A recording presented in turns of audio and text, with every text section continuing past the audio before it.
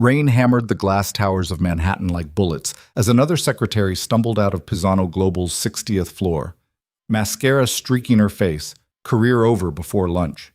Inside that frozen marble fortress, Cassian Moretti, Sicilian enforcer turned corporate emperor, ran his criminal empire with surgical brutality.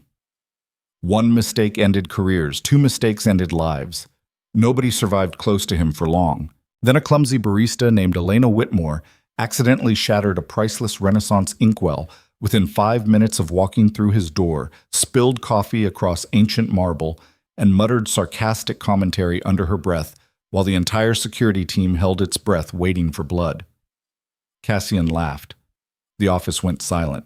Because the most dangerous man in New York just became obsessed with the only woman chaotic enough not to fear him, and neither of them would survive what came next. Like this video, comment what city you're watching from so I can see how far this story travels, and follow me to the end.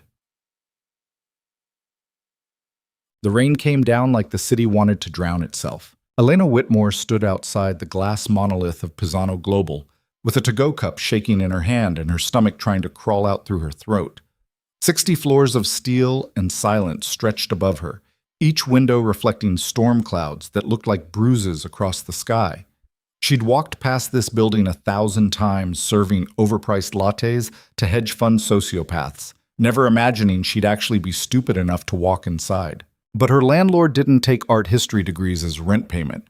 Neither did the hospital holding her mother's medical bills hostage. So here she was, 26 years old, wearing a thrift store blazer that didn't quite fit, holding a coffee she couldn't afford, about to interview for a job she definitely wouldn't get.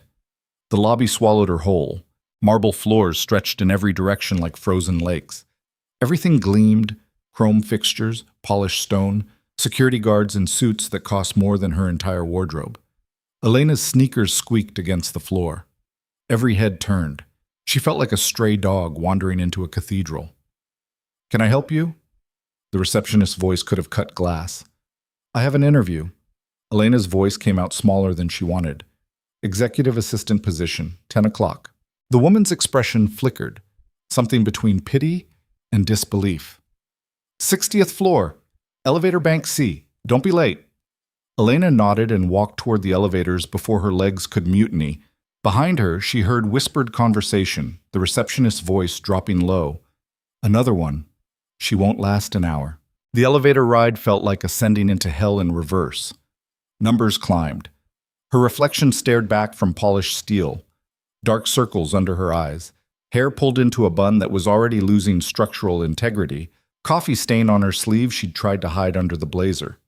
She looked exactly like what she was, desperate and out of her depth. The doors opened on 60. Silence hit her like a physical thing.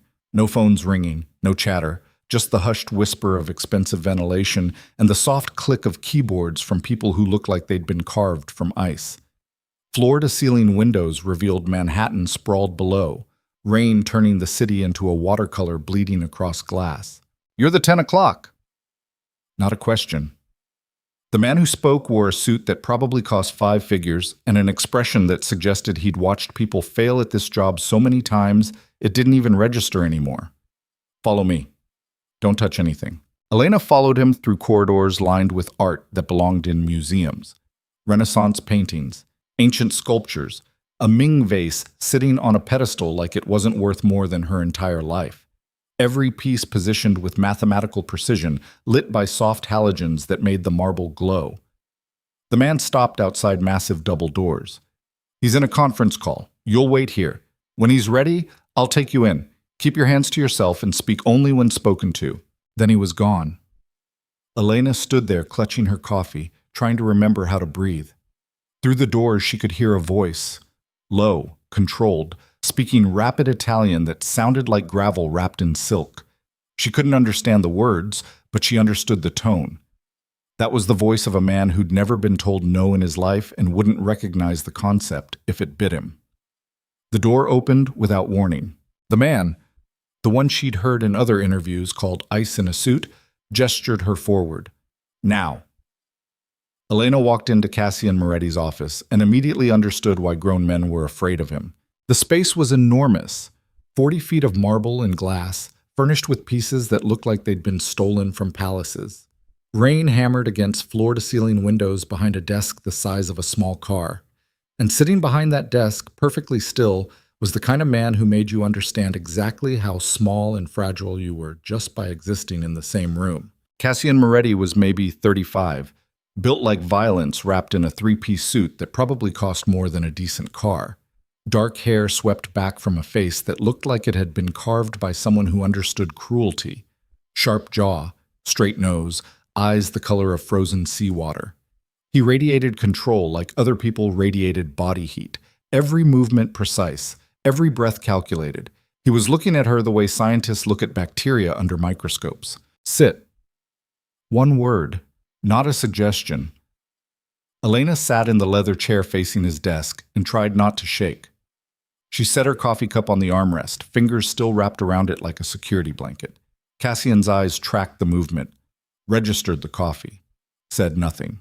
Elena Whitmore. He spoke her name like he was reading a medical report. No inflection. Art history degree from NYU. 3 years working in coffee shops. Previous employment includes gallery internships that paid nothing and led nowhere. Currently $26,000 in medical debt due to your mother's cancer treatment. Rent 3 months overdue. He glanced up. You walked here in the rain because you can't afford subway fare. Elena's throat closed. Every personal detail of her life laid out like he was gutting a fish. No warmth, no judgment, just facts presented with surgical precision. The previous 5 assistants quit within a week. Cassian leaned back in his chair. The 3 before that were terminated. I require perfection. I do not accept excuses, delays, or incompetence. You will work 16-hour days. You will not question my decisions. You will anticipate my needs before I express them. He tilted his head slightly. Why are you wasting my time? The question hit like a slap. Elena felt something crack open inside her chest. Maybe it was the exhaustion.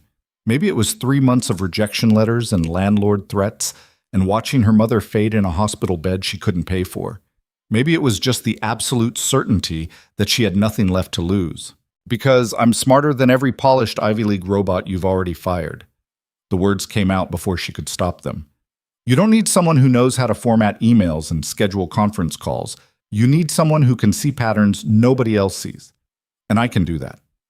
Silence dropped like a guillotine. Cassian didn't move, didn't blink, just stared at her with those glacier eyes like he was deciding whether she was interesting or just stupid. Prove it. He slid a document across the desk. Elena leaned forward, picked it up. Contract terms. Dense legal language about international consulting services, payment schedules, corporate entities she didn't recognize. Her art history background made her good at one thing, finding details other people missed. She scanned the text, looking for the thing that didn't fit. 15 seconds later, she found it. Clause 17. She tapped the page. The delivery schedule references standard maritime protocols, but the container codes don't match any legitimate shipping format. They're using Renaissance merchant symbols, specifically Venetian trade guild markers from the 15th century. She looked up. Someone's hiding cargo classifications inside historical references that modern customs systems won't flag. The room went absolutely still. Cassian's expression didn't change, but something shifted behind his eyes. Interest. Or maybe danger. With a man like him, the two were probably the same thing. Where did you learn Venetian trade symbols? Thesis research on Renaissance merchant networks and the origins of modern banking systems. Spent 8 months in archives reading original ledgers. Elena's hands were shaking, but her voice held steady. Most people think art history is memorizing pretty paintings. It's actually code-breaking for dead economies. Cassian stood. The movement was liquid, controlled. He walked around the desk, came to stand directly in front of her. This close, Elena could see the absolute precision of everything. The razor edge of his collar, the perfect symmetry of his cufflinks, the way his suit didn't have a single wrinkle despite the rain. He smelled like expensive cologne and something darker. Old leather, gun oil. You just identified a classified element of a contract most attorneys missed entirely. His voice dropped lower. That makes you either extremely valuable or extremely dangerous. Elena's heart hammered. Which one gets me the job? For exactly 3 seconds, Cassian Moretti stared at her like he was looking at an equation that didn't balance. Then he almost smiled. Not quite. Just the ghost of something human flickering across that carved stone face before disappearing again. You're hired. Starting salary $75,000. Medical benefits begin immediately. Enough to cover your mother's treatment. You'll work directly under my supervision. No intermediaries. He turned back toward his desk. There's an NDA and confidentiality agreement that requires signing. Read it carefully. Once you sign, you belong to this organization. Completely. Elena stood on shaking legs. $75,000. Medical coverage. The answer to 3 months of nightmares delivered in one emotionless sentence. I'll sign. I know you will.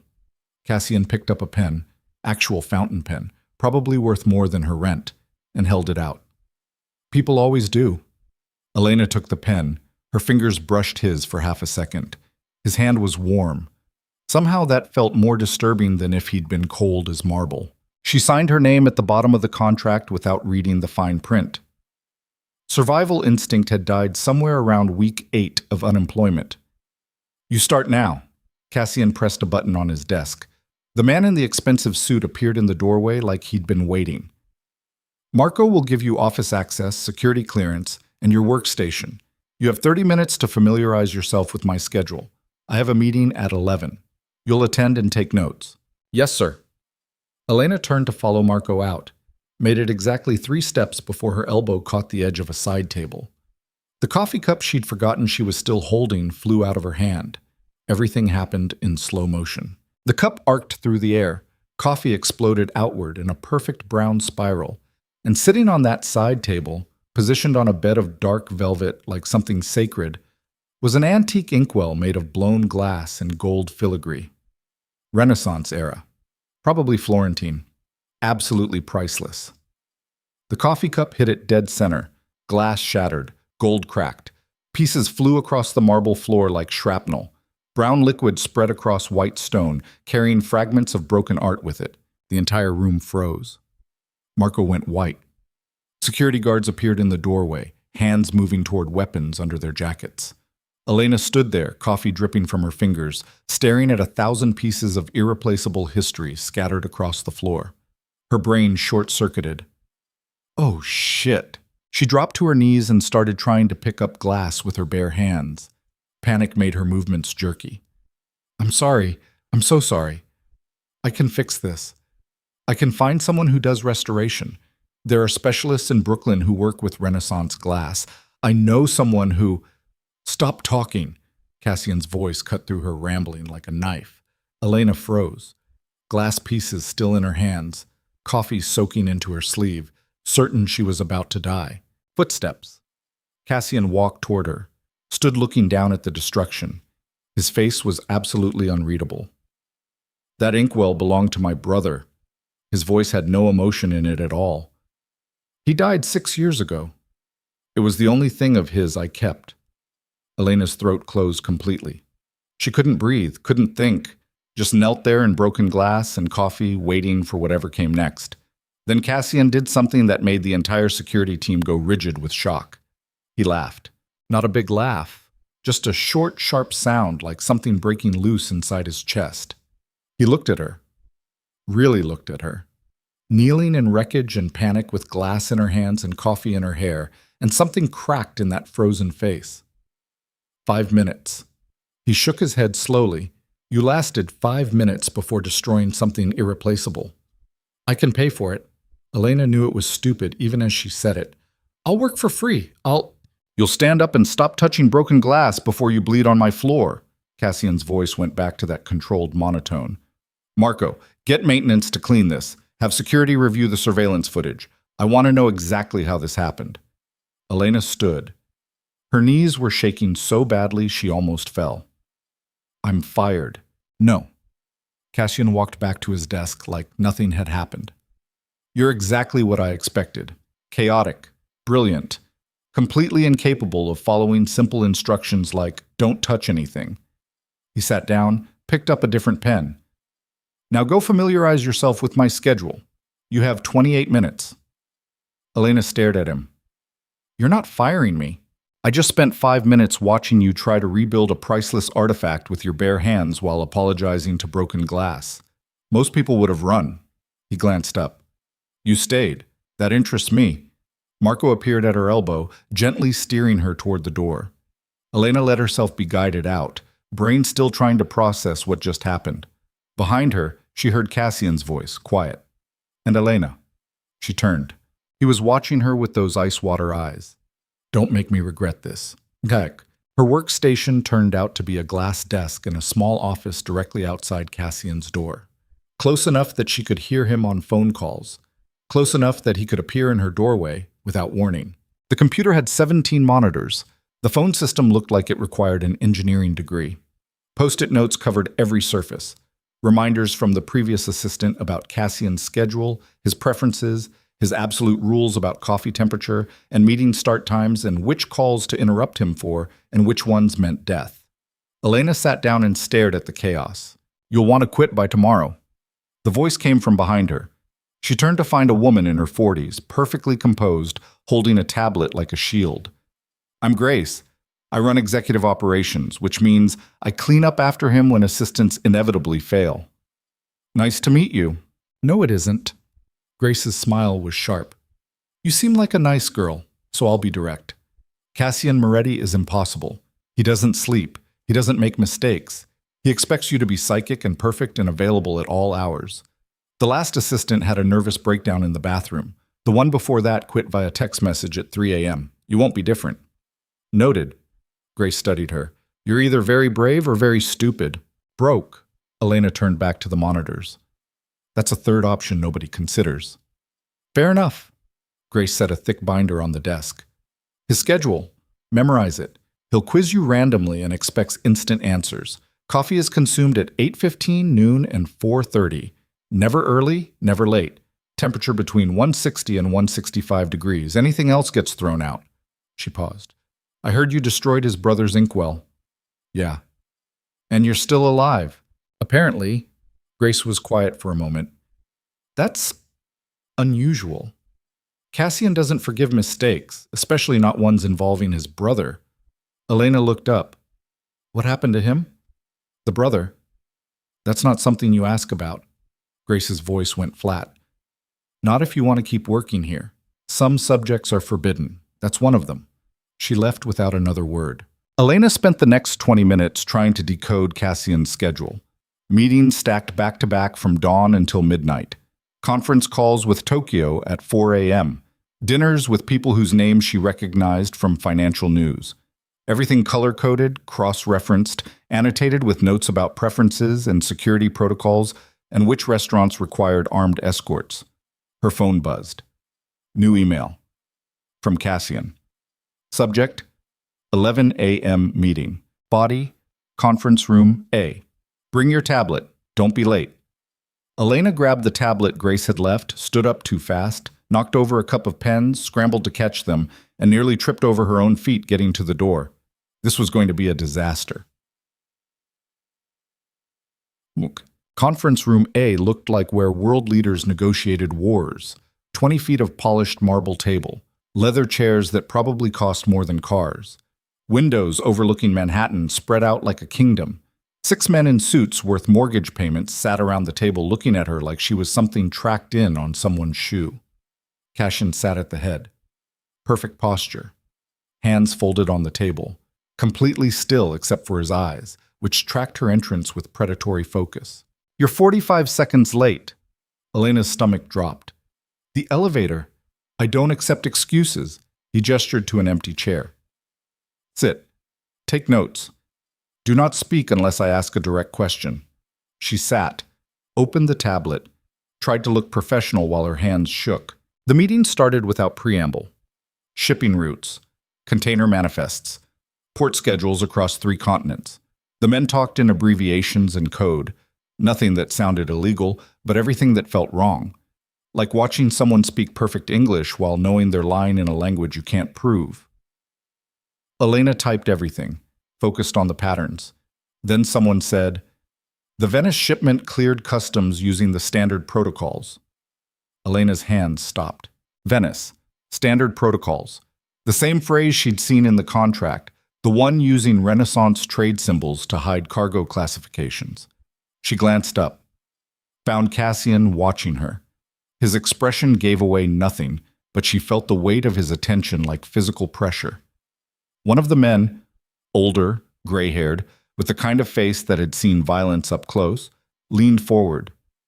Our contact in the customs office confirmed the routing. No flags, no questions. Good. Cassian's voice stayed level.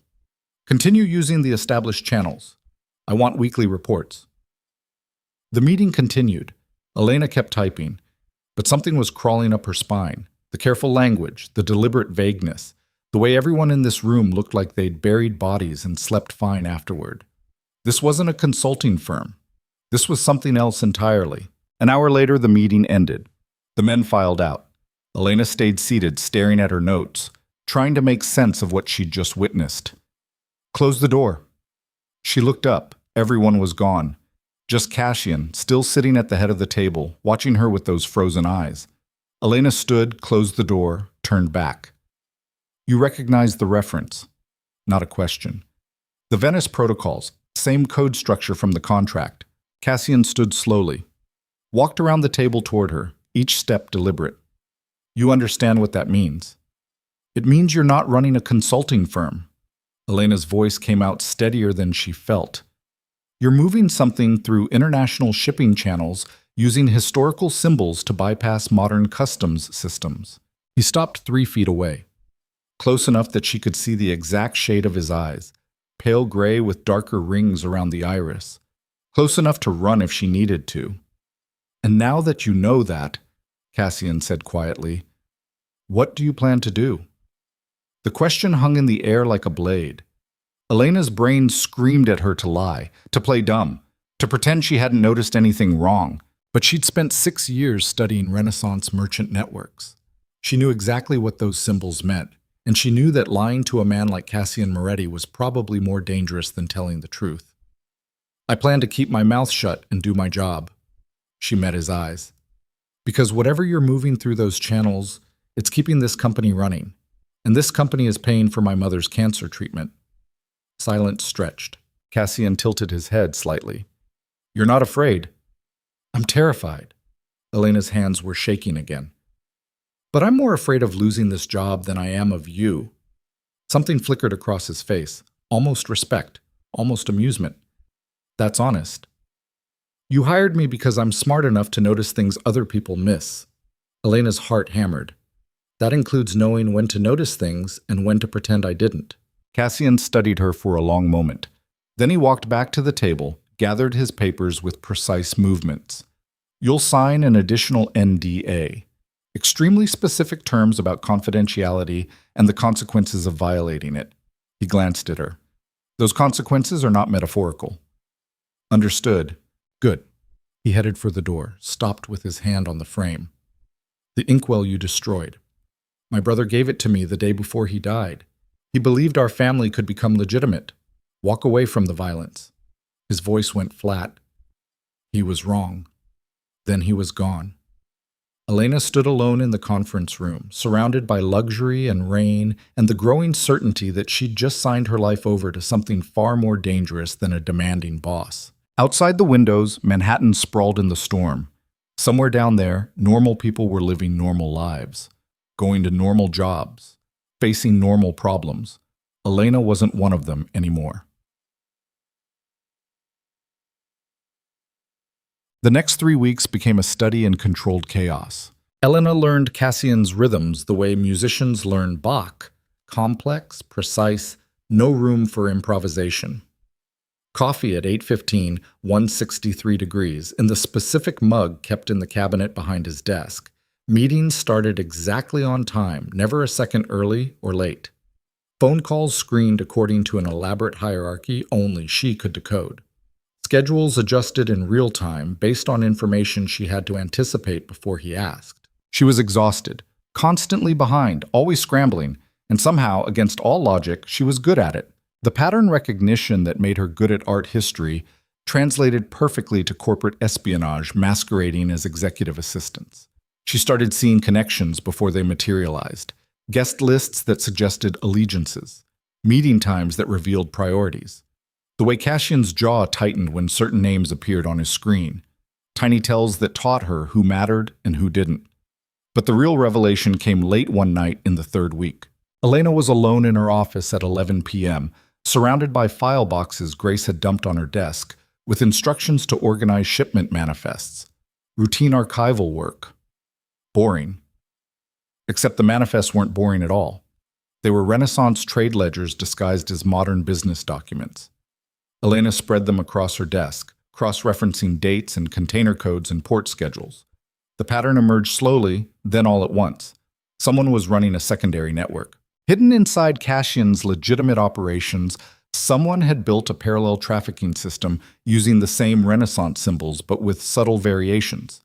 Different merchants, different guild markers, a ghost network piggybacking on the real one.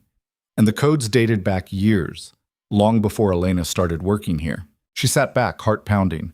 This wasn't just corporate espionage. This was betrayal from inside the organization.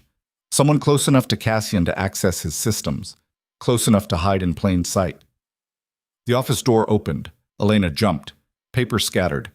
Cassian stood in the doorway, still wearing his suit despite the hour, looking at her and the chaos of documents spread across her desk. "It's 11:30. His voice was calm. "You should have left hours ago." "I was organizing the archives." Elena's throat was dry. "Found some inconsistencies in the shipping manifest." He went very still. "What kind of inconsistencies?" "Someone's using your routing systems to move their own cargo. The codes are similar enough to pass casual inspection, but different enough that they're running a separate network." She pointed to two manifests side by side. "This one uses authentic Venetian merchant marks. This one uses modified symbols from a competing guild. Same routes, different cargo." Cassian walked to her desk, looked down at the documents. His face gave away nothing, but Elena saw his hands, the way his fingers tightened almost imperceptibly. "How long has this been happening?" "At least 3 years based on the oldest documents in the archive."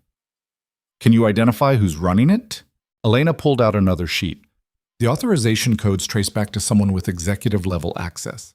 Someone who can approve shipments without your direct oversight." She looked up. "How many people have that kind of clearance?" 4. Cassian's voice had gone very quiet. "Myself, Marco, Grace, and Luca DeMarco, head of security." The name landed like a stone in water. Elena had met Luca once, briefly. A man in his 40s with military posture and eyes that looked like they'd seen the worst things humans could do to each other. He ran Cassian's security operations with the same cold precision Cassian ran everything else. "It could be any of them," Elena said carefully. "No." Cassian picked up one of the manifests. "Marco has been with me since we were children. Grace handles operations but has no interest in the shipping networks. That leaves Luca." His jaw tightened. "My father's oldest friend, the man who taught me how to survive in this world." "I could be wrong." "You're not." Cassian set the paper down with controlled precision. "Your instinct was right the day you walked in here. You see patterns no one else sees." He looked at her. "That makes you either extremely valuable or extremely dangerous. We both know which one you are now." Elena's pulse hammered. "What are you going to do?" "Confirm it, quietly." He moved toward the door, stopped. "Elena." "Yes?" "Tell no one about this. Not Grace, not Marco, no one." His eyes held hers. "If Luca discovers you know, he'll kill you. Not metaphorically, literally." Then he was gone. Elena sat alone in her office, surrounded by evidence of betrayal, and understood with perfect clarity that she'd just crossed a line she couldn't uncross. She wasn't just an assistant anymore. She was a liability. And in Cassian Moretti's world, liabilities didn't survive long. Elena didn't sleep that night. She lay in her cramped studio apartment, staring at water stains on the ceiling while her brain replayed every conversation she'd had with Luca DeMarco. The polite nods in hallways, the way he'd held doors open with military precision. That brief moment in the elevator when he'd asked how she was settling in, voice warm, smile reaching his eyes. All of it felt different now, contaminated. By 4 a.m., she gave up pretending. Made coffee she couldn't taste. watched dawn break over the city like a wound opening across the sky. Her phone buzzed at 6:30. Text from Cassian. Office. 7 a.m. Don't be late. Elena arrived at 6:50 wearing yesterday's clothes and enough concealer to hide the fact that she looked like death. The 60th floor was already alive with activity. People moving through corridors with the focused intensity of soldiers preparing for battle. Something had shifted overnight. She could feel it in the air like electricity before a storm. Cassian's office door was open.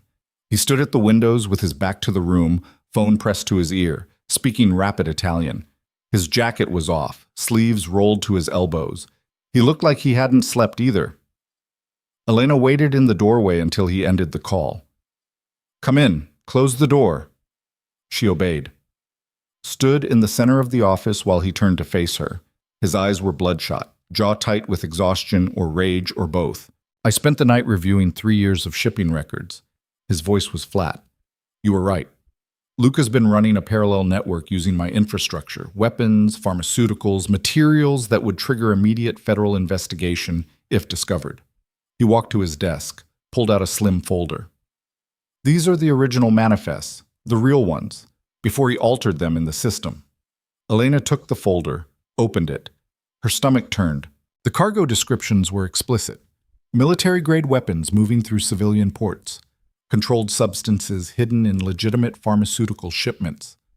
Everything designed to slip past customs inspection using the same Renaissance coding system she'd identified. How did you get these? Luca keeps paper backups.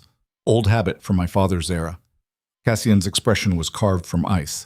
He stores them in a secure facility in Brooklyn. I accessed it last night. You broke into his storage facility. I own the building. Something dangerous flickered across his face. He just didn't know it. Elena set the folder down carefully. What are you going to do? That depends on what you do next. Cassian leaned against his desk. I need someone I can trust to track his movements without triggering suspicion. Someone invisible. Someone he won't see as a threat. The implication landed like a stone in her chest. You want me to spy on him. I want you to do your job.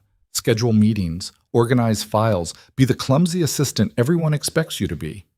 His eyes held hers. And report everything you notice about Luca's schedule, his contacts, his behavioral patterns. He'll know. He won't. You're a 26-year-old art history graduate who destroys priceless artifacts and spills coffee on keyboards. He thinks you're harmless. Cassian's voice went quieter. That's your advantage. Elena's hands were shaking. And if he finds out I'm watching him, then I'll make sure your body is never found. He said it without inflection. Statement of fact. Because if Luca discovers I know about his operation, he won't just kill you. He'll dismantle everything I've built and bury me in the wreckage. You understanding that keeps us both alive. The room felt smaller, colder. Why me? Elena's voice came out rough. You have trained security, professional investigators, people who actually know what they're doing. Because everyone loyal to me is also loyal to him. He recruited half my security team, trained them personally. Cassian straightened. You're the only person in this building who doesn't owe him anything, the only variable he hasn't controlled. That doesn't make me qualified. No, it makes you necessary. He walked toward her, stopped close enough that she had to tilt her head to meet his eyes. I'm not asking you to be James Bond. I'm asking you to notice things. You're already good at that. The rest is just survival. Elena's pulse hammered. Every instinct screamed at her to run, quit, disappear before this turned into the kind of violence she'd spent her whole life avoiding. But $75,000. Medical benefits. Her mother's treatment continuing without interruption. What do I get if I do this? Cassian's expression shifted. Almost approval. $100,000 bonus when this is over. And the certainty that you're on the winning side when things get ugly. When, not if. There is no if. His voice was absolutely certain. Luca's been planning something for years, building resources, establishing networks. Men like him don't run parallel operations for fun. They do it because they're preparing to take over. He paused. I need to know when he's ready to move. You're going to tell me. Elena looked at the folder on the desk. at the evidence of betrayal stretching back years, at the man standing in front of her offering her money and protection in exchange for becoming the kind of person she'd never imagined being. "Okay." The word came out barely louder than breathing. "I'll do it." "Good." Cassian walked back to the windows. "Luca has a meeting scheduled at 10 a.m. Conference room B. You'll sit in and take notes. Pay attention to everything. Who he talks to, what he says, the way he says it. He'll wonder why I'm there. You're my assistant. You attend all executive meetings now." He glanced back. "Get used to being underestimated. It's the only weapon you have." Conference room B was smaller than A. More intimate. 6 chairs instead of 20. The kind of space where power was negotiated behind closed doors. Elena arrived early carrying her tablet and a coffee she didn't want, sat in the corner chair, made herself invisible. Luca walked in at exactly 10 a.m. He looked the same as always, military posture, gray suit, eyes that had seen combat and come out colder for it. But now Elena saw different details. The way his gaze swept the room, checking exits. The slight bulge under his left shoulder where a weapon sat. The absolute control in every movement. "Elena." His voice was warm, friendly. "I didn't know you'd be joining us." "Mr. Moretti asked me to take notes for all executive meetings now." "Of course." Luca smiled. It looked genuine. "How are you settling in? I heard about the incident with the inkwell." Heat crawled up Elena's neck. "Still settling." "Don't worry, Cassian's standards are impossible. We all fail eventually." He took a seat at the head of the table. The key is failing in ways he finds useful. 2 other men entered, both in expensive suits. Both carrying themselves like violence was a second language they spoke fluently. Elena recognized one from previous meetings, Marco's second in command. The other was new, younger, military tattoos visible on his wrists. Luca didn't bother with introductions, just started talking. "The Brooklyn warehouse is ready. Final shipment arrives next week. Everything routes through the standard channels. Nothing that triggers attention." He glanced at a document. "Customs contacts have been compensated. No inspection flags." The younger man spoke. "What about Moretti's oversight?" "Handled." Luca's voice stayed level. "He's focused on the Singapore expansion. Won't notice secondary operations until it's too late." Elena kept typing. Her hands wanted to shake, but she forced them steady. Kept her face neutral. Just an assistant taking notes on things she didn't understand. "Timeline?"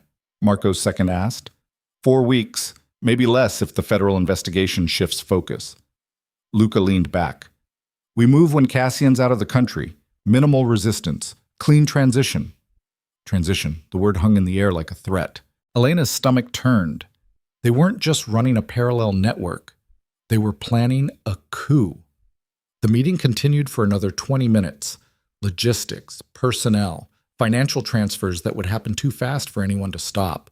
All of it discussed with the casual efficiency of men planning a hostile takeover. When it ended, Luca stood, smiled at Elena. "Thank you for your time. I'm sure those notes will be very useful." She nodded, didn't trust her voice. Watched him leave with the same controlled grace he'd entered with. The door closed. Elena sat alone in the conference room staring at her tablet, at the evidence of betrayal spelled out in meeting minutes and polite corporate language. 4 weeks, maybe less. She stood on shaking legs and walked straight to Cassian's office. He was on a conference call when she entered, held up one finger, finished the conversation in clipped sentences before hanging up. "Well?" Elena set her tablet on his desk. "They're planning to move in 4 weeks while you're out of the country. Luca called it a clean transition. He has customs contacts bribed, a warehouse in Brooklyn ready, personnel in place." Cassian's expression didn't change, but something happened behind his eyes, ice turning to steel. "Did he mention specifics about the warehouse location?" "No, just Brooklyn." Elena's hands were shaking again. "He knows you're focused on Singapore. He's counting on you being distracted." "Of course he is." Cassian stood, walked to the windows. Rain had started again, turning the city into a gray blur. "My father used the same strategy when he took over the Moretti operations from his predecessor. Wait for distraction, strike fast, leave no room for counterattack." His voice went flat. Luca taught him that technique.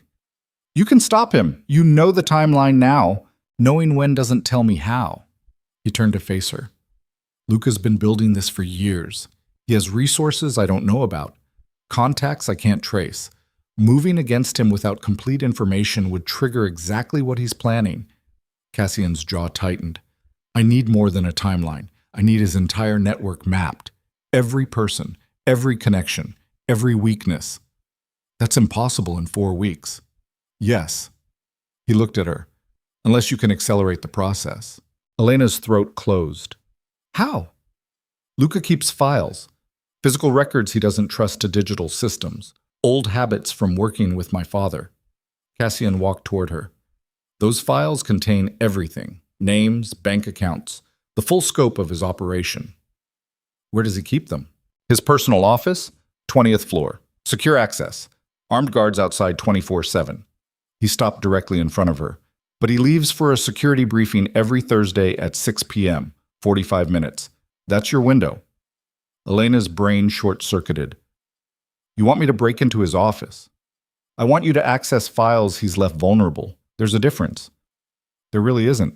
Cassian's expression shifted, almost gentle, which somehow made it worse. You said you'd do this. Help me identify his network. This is how you do that. I said I'd take notes, not commit corporate espionage. You committed the moment you identified his parallel shipping network. His voice stayed quiet. There's no neutral ground here. You're either with me or you're a liability, and I don't keep liabilities. The threat wasn't even veiled, just sitting there between them like a loaded gun on a table.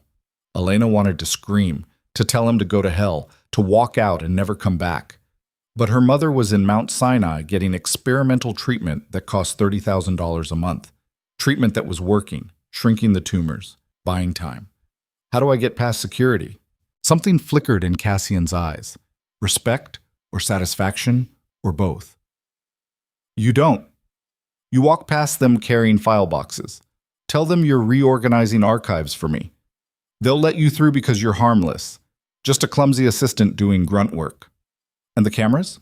I'll handle those. 20-minute loops starting at 6:15. Enough time to get in, photograph what you need. Get out! He pulled a slim device from his desk drawer. This is a document scanner. Point and shoot. Stores everything encrypted. Bring it back to me when you're done. Elena took the scanner. It felt heavier than it should, like holding evidence of a crime she hadn't committed yet. What if he comes back early? Then you die. Cassian said it without emotion. So don't let him come back early. Thursday arrived faster than Elena wanted. She spent 3 days memorizing Luca's schedule down to the minute, practiced carrying file boxes until her arms stopped shaking, rehearsed her cover story until it sounded natural instead of terrified. At 5:45 p.m., she stood outside the 20th floor with 2 empty file boxes and a scanner hidden in her jacket pocket. The guards outside Luca's office were exactly what Cassian promised. Military contractors who looked like they ate bullets for breakfast. Both armed. Both watching her with the detached interest of men who'd seen people try stupid things before. Elena walked up carrying the boxes. Smiled. Hi, Mr. Moretti asked me to reorganize some archive files. Apparently Mr. DeMarco has originals that need scanning? The taller guard frowned. Nobody told us about this. Nobody tells me anything either. Elena shifted the boxes. I just do what I'm told. You want to call up to 60 and confirm? I can wait. The guards exchanged looks. The shorter one shrugged. Make it quick. He's back in 45 minutes. Thank you. The door unlocked with a soft click. Elena stepped into Luca DeMarco's private office and immediately understood why he'd never trusted digital systems. The space looked like a war room. Maps covered one wall. Shipping routes marked in red, port cities circled, military installations highlighted.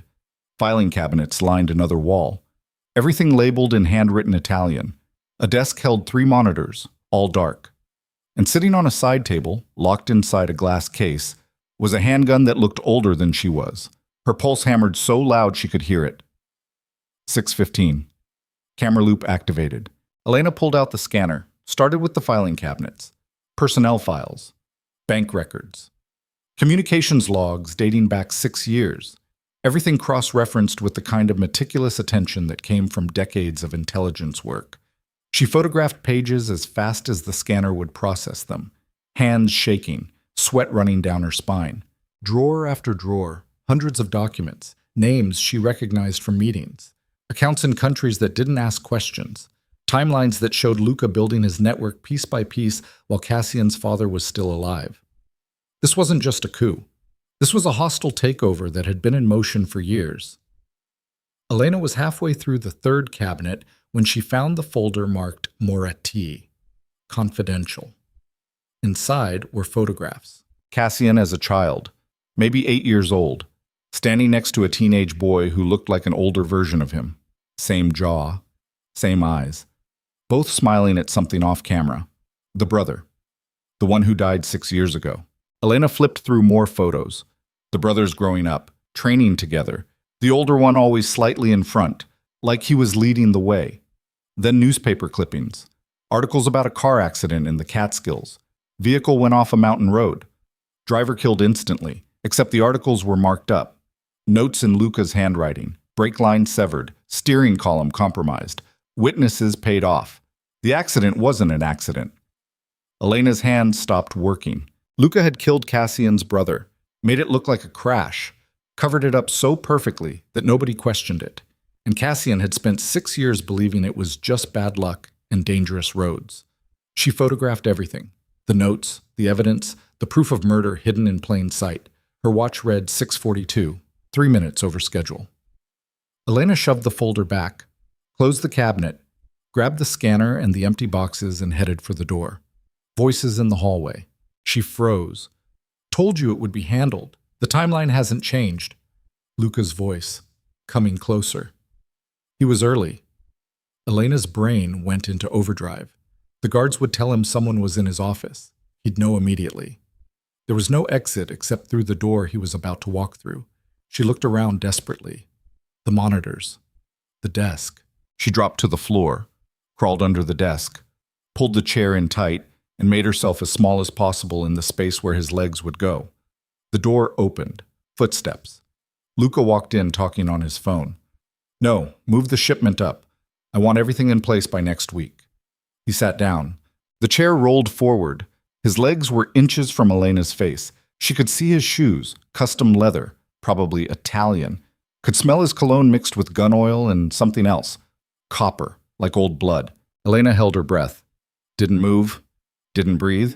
Just stayed frozen in the dark space under the desk while Luca DeMarco, the man who'd murdered Cassian's brother, who was planning a coup, who would kill her without hesitation if he knew she was there, sat 2 feet away finishing his phone call. Good. Confirm with the Brooklyn team. I want verification by morning. He ended the call, started typing. Elena's lungs screamed.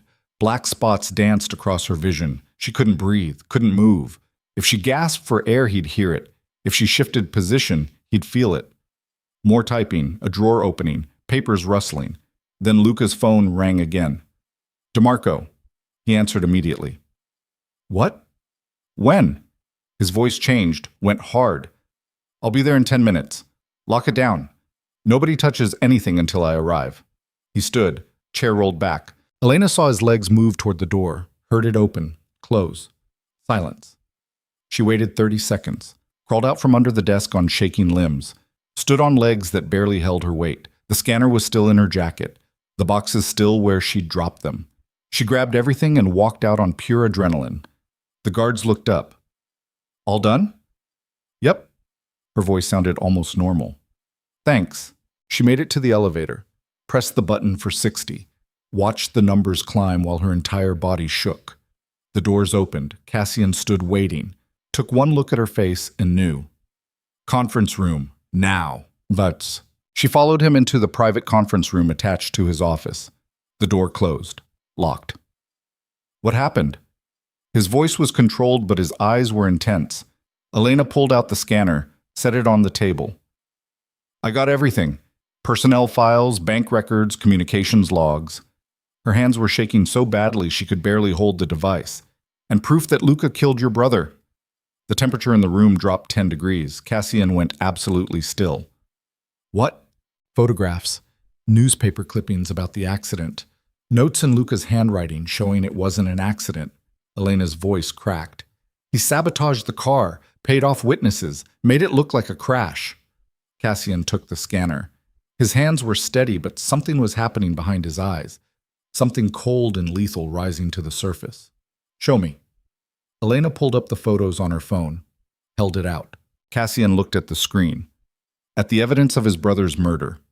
At 6 years of lies condensed into handwritten notes and careful documentation. His expression didn't change, but his breathing did. Shallow, controlled, like he was physically holding himself together. He killed Marco. Cassian's voice was barely audible. My brother. The only person who ever believed we could be something other than criminals. He set the phone down with mechanical precision, and I've spent 6 years trusting the man who murdered him.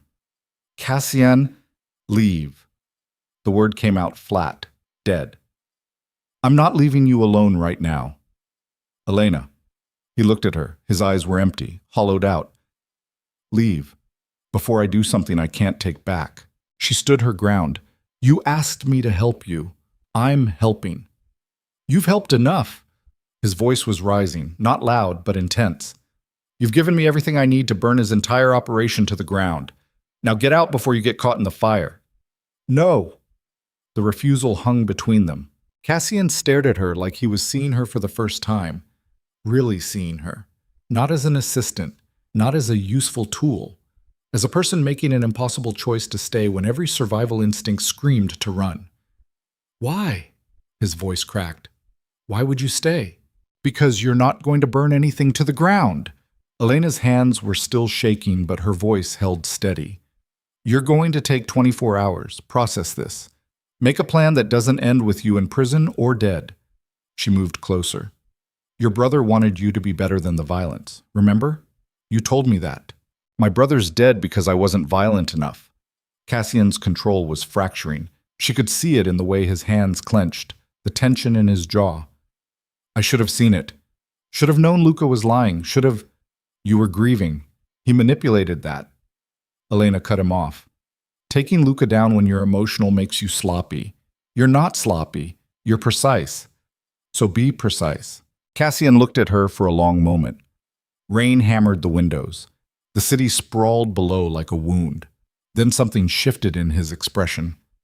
The ice cracked, just a fraction. I don't know how to not be angry. Then be angry, but be smart about it. Elena held his gaze.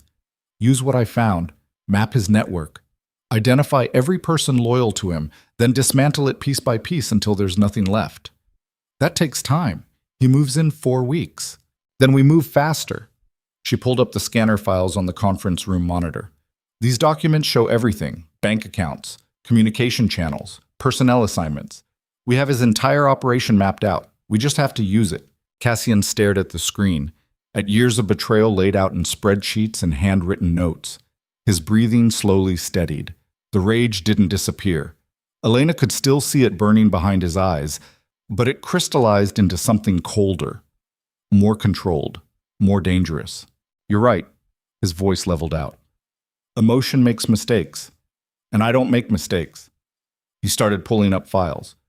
We have 3 weeks and 4 days to identify every person in Luca's network, isolate them from my operations, and build a case solid enough that when I move against him, there's no room for retaliation. How do we do that? Cassian looked at her, very carefully, and with absolute secrecy. He pulled out his phone. I'm calling in external security. People Luca doesn't know about. They'll conduct surveillance while you continue gathering intelligence from inside. Luca almost caught me tonight. I know. Something flickered in his expression, almost fear. Which is why you're not going back into his office. Too dangerous. From now on, you work from information he leaves accessible. Meeting notes, scheduling patterns, behavioral analysis. He paused. The kind of intelligence gathering that doesn't require breaking and entering. Elena felt tension she didn't know she was holding release. Okay, but Elena, Cassian's voice dropped. If Luca suspects you know anything, he will kill you. Not as a threat, not as a warning, as certainty. You understanding that? Yes. Good. He turned back to the files. Now help me identify which of these accounts connect to his primary operations. We start cutting off his resources tonight. They worked through the night.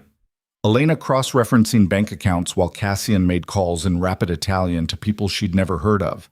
By dawn, they'd identified 17 offshore accounts, 12 primary contacts, and a network of safe houses stretching across 3 states. Luca's operation was bigger than either of them had imagined. But now they had the map.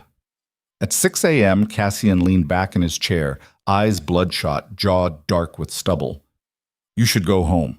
Get some sleep. So should you. I don't sleep anymore, he said it matter-of-factly. Haven't since the night my brother died. Seemed disrespectful somehow, like if I stayed awake I could keep watch over what was left. The admission landed between them, raw, honest. Elena had spent 6 weeks watching Cassian Moretti be perfect, cold, controlled, inhuman. This was the first time she'd seen him break. Your brother wouldn't want you destroying yourself. She kept her voice gentle. He wanted you to be better. You can't do that if you burn out. Cassian looked at her with those pale gray eyes. You talk about him like you knew him. I know what you told me. That's enough. Silence stretched. Outside the windows, sunrise was bleeding across the city, orange and red and gold like the world was on fire. Thank you.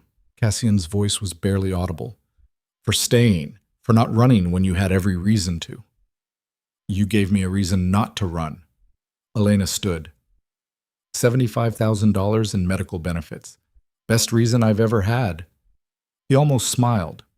Not quite. Just the ghost of something human flickering across his face before disappearing again. Practical. I respect that. That's what you hired me for, being practical. She headed for the door, stopped with her hand on the frame. Get some sleep, Cassian. Even just an hour. You're no good to anyone if you collapse. Then she left before he could argue. The next 2 weeks became a study in controlled paranoia. Elena went through the motions of her job. Scheduling meetings, organizing files, being the clumsy assistant everyone expected, while watching Luca's movements with the intensity of prey tracking a predator. She noticed everything. The way he took calls in empty conference rooms. How he'd disappear for hours without explanation. The subtle changes in his schedule that suggested meetings he wasn't documenting. Every detail went straight to Cassian. They met in his office late at night when the building was empty. Compared notes. Built timelines. Identified patterns that revealed the scope of Luca's planning. It was exhausting, terrifying, and strangely intimate, because somewhere between surveillance reports and whispered strategy sessions, Elena stopped seeing Cassian as just her boss, started noticing the way he listened when she talked, the way his expression shifted when she pointed out details he'd missed, how he'd started asking about her mother's treatment, her own well-being, whether she was sleeping enough, like he actually cared, which was dangerous in ways that had nothing to do with corporate espionage. On the 14th night, something shifted. They were alone in his office reviewing financial transfers when Cassian's phone rang. He looked at the screen, went rigid. It's Luca. Elena's stomach dropped. Don't answer. I have to. Silence triggers suspicion, he answered. DeMarco, what do you need? She watched his face, saw tension tighten around his eyes. Tonight? Cassian's voice stayed level. I'm not available. Reschedule. Pause. I don't care what you have to discuss. It can wait until morning. More conversation. Cassian's jaw tightened. Fine. Midnight. My office. He hung up. Elena's pulse hammered. What did he want? A meeting. Tonight. Says it's urgent. Cassian set the phone down. He's moving the timeline. I can feel it. You can't meet with him alone. I don't have a choice. Refusing now makes him suspicious. He stood, walked to the windows. Rain was coming down again, turning the city into a blur of lights and darkness. But I need you to record the conversation. Audio only. Hidden device. Where? Here. He pointed to a sculpture on a side table. Small microphone. Active when he arrives. You'll listen from the conference room. If anything happens... What do you mean, if anything happens? Cassian turned to face her. I mean, if Luca's moving early, he might have decided to eliminate the primary obstacle. Me. His voice was calm, matter of fact. Which means this meeting could be an execution. Elena's throat closed. Then don't take it. If I don't, he knows I'm onto him. Then he moves immediately and I lose any advantage we've built. Cassian walked toward her. This is the only way. No, there are other ways. We call the police, federal investigators, someone who can... Who can what? Investigate allegations with no proof that would hold up in court? Cassian's voice hardened.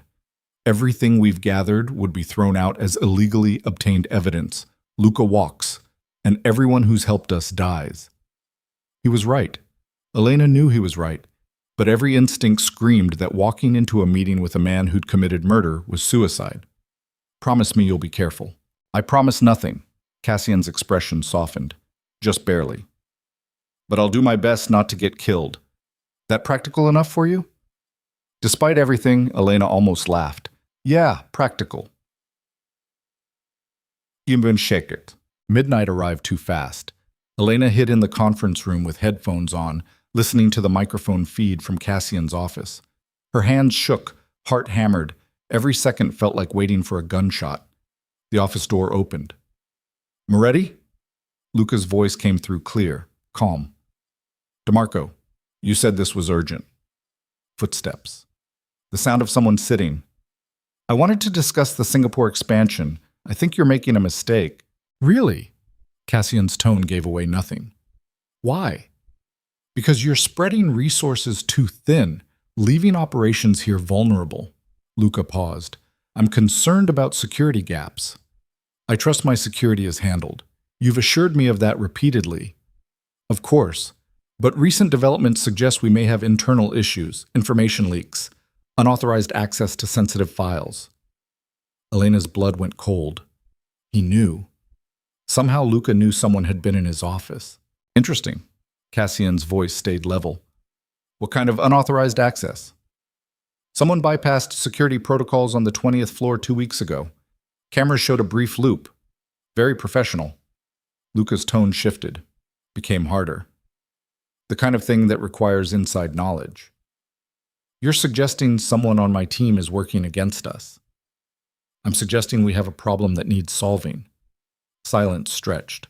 Elena held her breath. Then Cassian spoke. You're right. We do have a problem. Elena's heart stopped. The problem is you've been running a parallel network through my operations for 6 years. Moving weapons, controlled substances, building resources for a coup you're planning in 3 weeks. The silence that followed was absolute. Then Luca laughed, low, dangerous. You know, I know everything. Cassian's voice turned to ice. The offshore accounts, the safe houses, the personnel you've recruited, the warehouse in Brooklyn, all of it. How long? 2 weeks. Let me guess. Luca's voice held something between admiration and rage. Your clumsy little assistant, the one who destroyed your brother's inkwell. She found something. Elena's pulse hammered so hard she thought her chest would explode. Leave her out of this. Can't do that. She's already in it. Luca's chair scraped. Movement. Here's what happens next. You're going to step down quietly. Transfer operations to me. Walk away with your life and enough money to disappear. Or I release documentation showing your entire empire was built on your father's criminal network. Federal prosecutors get everything. You spend the rest of your life in prison. Pause.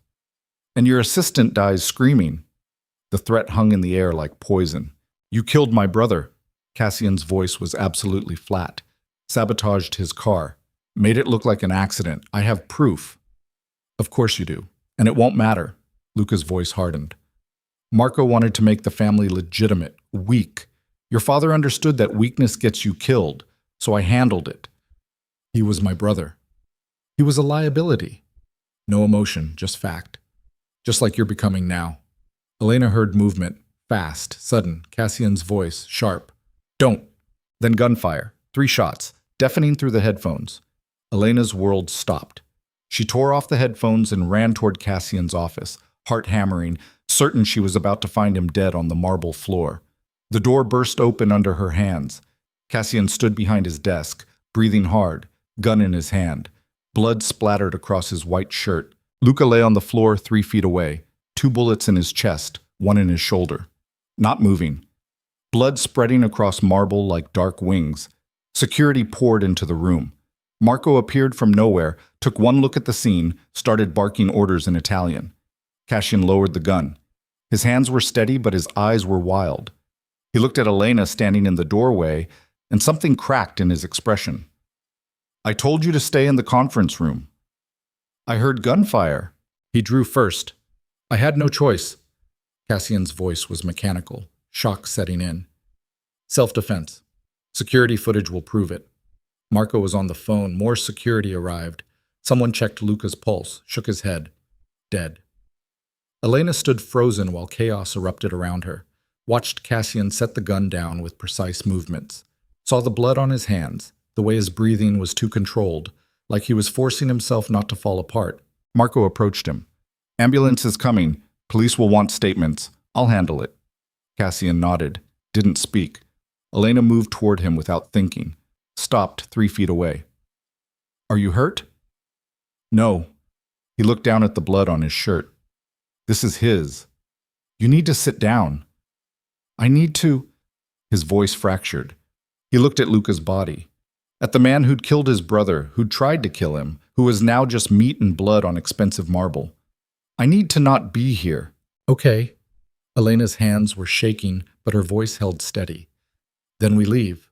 Marco can handle the police. You need to not be in this room right now." Cassian looked at her like she was speaking a foreign language. Then something in his expression shifted. Acceptance. Or maybe just exhaustion. "Okay." She guided him toward the private elevator. Marco didn't stop them, just nodded once as they passed. The elevator descended in silence. Cassian stood perfectly still, blood drying on his hands, expression empty. When the doors opened on the parking garage, Elena led him to his car, got him into the passenger seat even though he protested weakly, took the keys from his jacket pocket. "Where are we going?" His voice sounded distant. "Somewhere that isn't a crime scene." Elena started the engine. "Give me an address." Cassian rattled off coordinates in Brooklyn. She plugged them into the navigation and drove. 20 minutes later, they pulled up to a brownstone in Park Slope. Quiet street. Trees, nothing like the glass and steel of Pisano Global. "This is my brother's place." Cassian's voice was barely audible. "I kept it after he died. Couldn't sell it." They went inside. The apartment was frozen in time. Furniture from 6 years ago, books on shelves, photographs on walls showing 2 brothers who looked happy before violence destroyed everything. Cassian stood in the center of the living room and finally broke. His shoulders shook. Breath came in ragged gasps. He pressed his palms against his eyes like he could physically hold himself together and failed completely. Elena had never seen a man come apart like that. Watched him fold into himself. Watched grief and rage and 6 years of buried trauma erupt all at once. She moved toward him, put her arms around him even though she barely reached his shoulders, held on while he shook.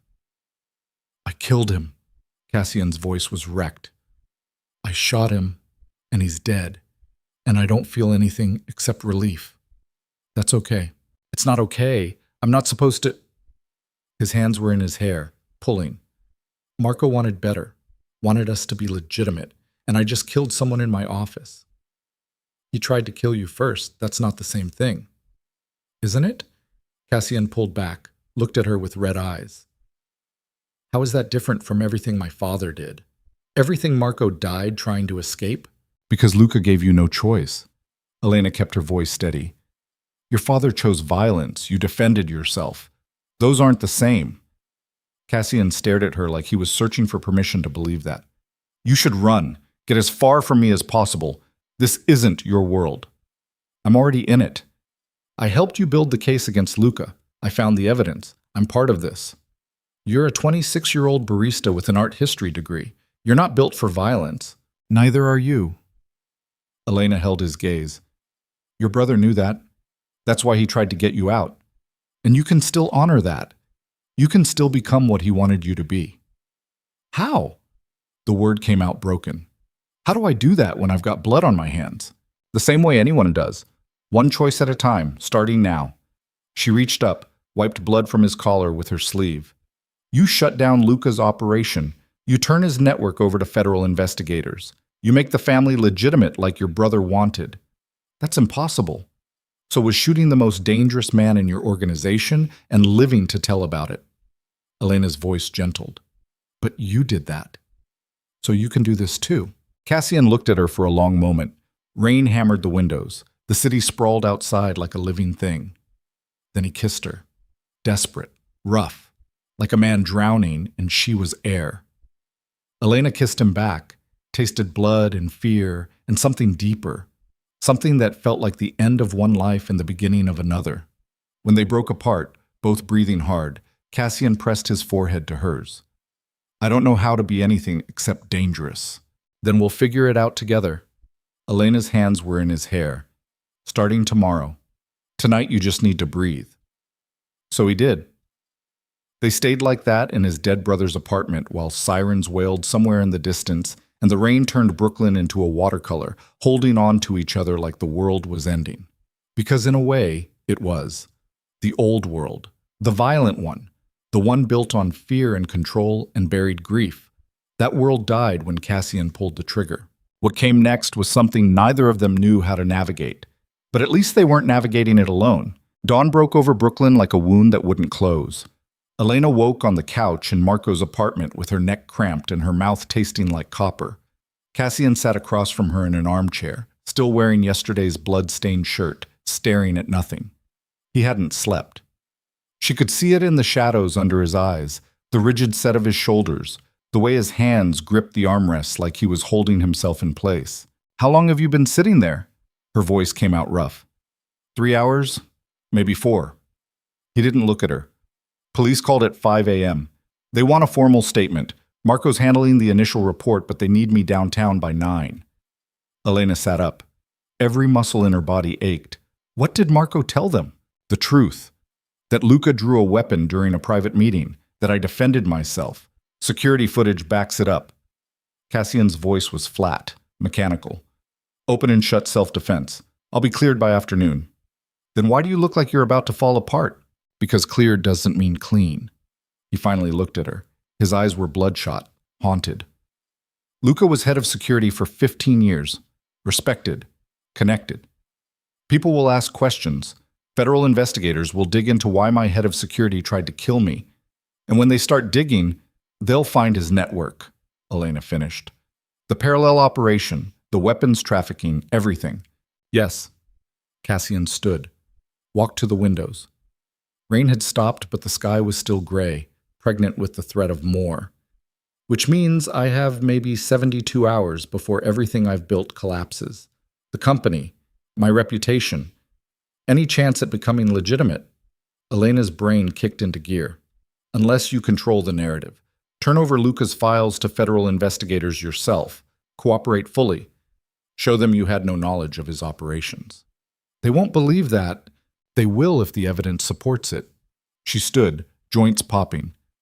We have everything. His offshore accounts, personnel files, communications showing he operated independently. You present it as discovering a cancer inside your organization and cutting it out. Cassian turned, studied her with those pale gray eyes. You think like a criminal. I think like someone who's read enough Renaissance history to know how power actually works. Elena moved toward him. The Medicis didn't stay in control by being clean. They stayed in control by being smart about their dirt. Something flickered in his expression, almost a smile. Quoting Italian banking families at me. That's a choice. It's the only choice that doesn't end with you in prison. She held his gaze. You wanted to honor your brother's memory. Make the family legitimate. This is how you do it. Full cooperation. Total transparency. Become the victim of Luca's betrayal instead of his accomplice. Cassian was quiet for a long moment. Outside, the city was waking up. Sirens in the distance. Traffic building. Normal people going to normal jobs with normal problems. Okay, his voice steadied. We do it your way. Marco's already coordinating with external security. I'll contact federal prosecutors directly. Offer complete access to Luca's network in exchange for immunity. What about the rest of his people? The ones loyal to him? Marco's handling that, locking down operations. Anyone connected to Luca gets isolated pending investigation. Cassian pulled out his phone. By tonight, Luca's network won't exist anymore. Elena felt something loosen in her chest. Relief. Or maybe just exhaustion. What do you need me to do? Go home. Get sleep. Stay away from the office for 48 hours. He met her eyes. When federal investigators start asking questions, you're just an assistant who happened to discover irregularities in shipping manifests. Nothing more. That's it? I just disappear while you handle everything? That's exactly it. Cassian's voice went gentle, dangerous combination. Elena, you've already risked more than you should have. If investigators connect you to the surveillance, the break-in, any of it, they won't. I was careful. Careful doesn't matter if someone decides to make you a target. He moved closer. Close enough that she could see the blood still dried in the creases of his collar. Luca's network had people embedded everywhere. Some of them are still out there, unknown. And if they think you were involved in bringing him down, then what? I hide forever? You hide for 48 hours while I make sure they're neutralized. His jaw tightened. After that, you come back. Resume your job. We move forward. Elena wanted to argue, wanted to tell him she wasn't some fragile thing that needed protecting. But the exhaustion in his eyes, the blood on his clothes, the reality of a man dead on his office floor stopped her. Okay, 48 hours. Thank you. Cassian pulled out his wallet, handed her $500 bills. Cash. Don't use cards. Stay with a friend, somewhere nobody from the office knows about. Elena took the money. It felt heavier than paper should. This feels like goodbye. It's not. It's just precaution. He touched her face. Brief, gentle. I'll call you when it's safe. I promise. She wanted to believe him. Wanted to trust that this was just temporary measures and not him pushing her away before things got worse.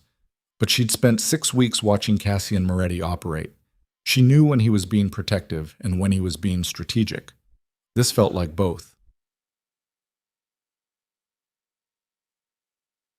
Elena went to her friend Sarah's apartment in Queens. Grad school roommate, reliable.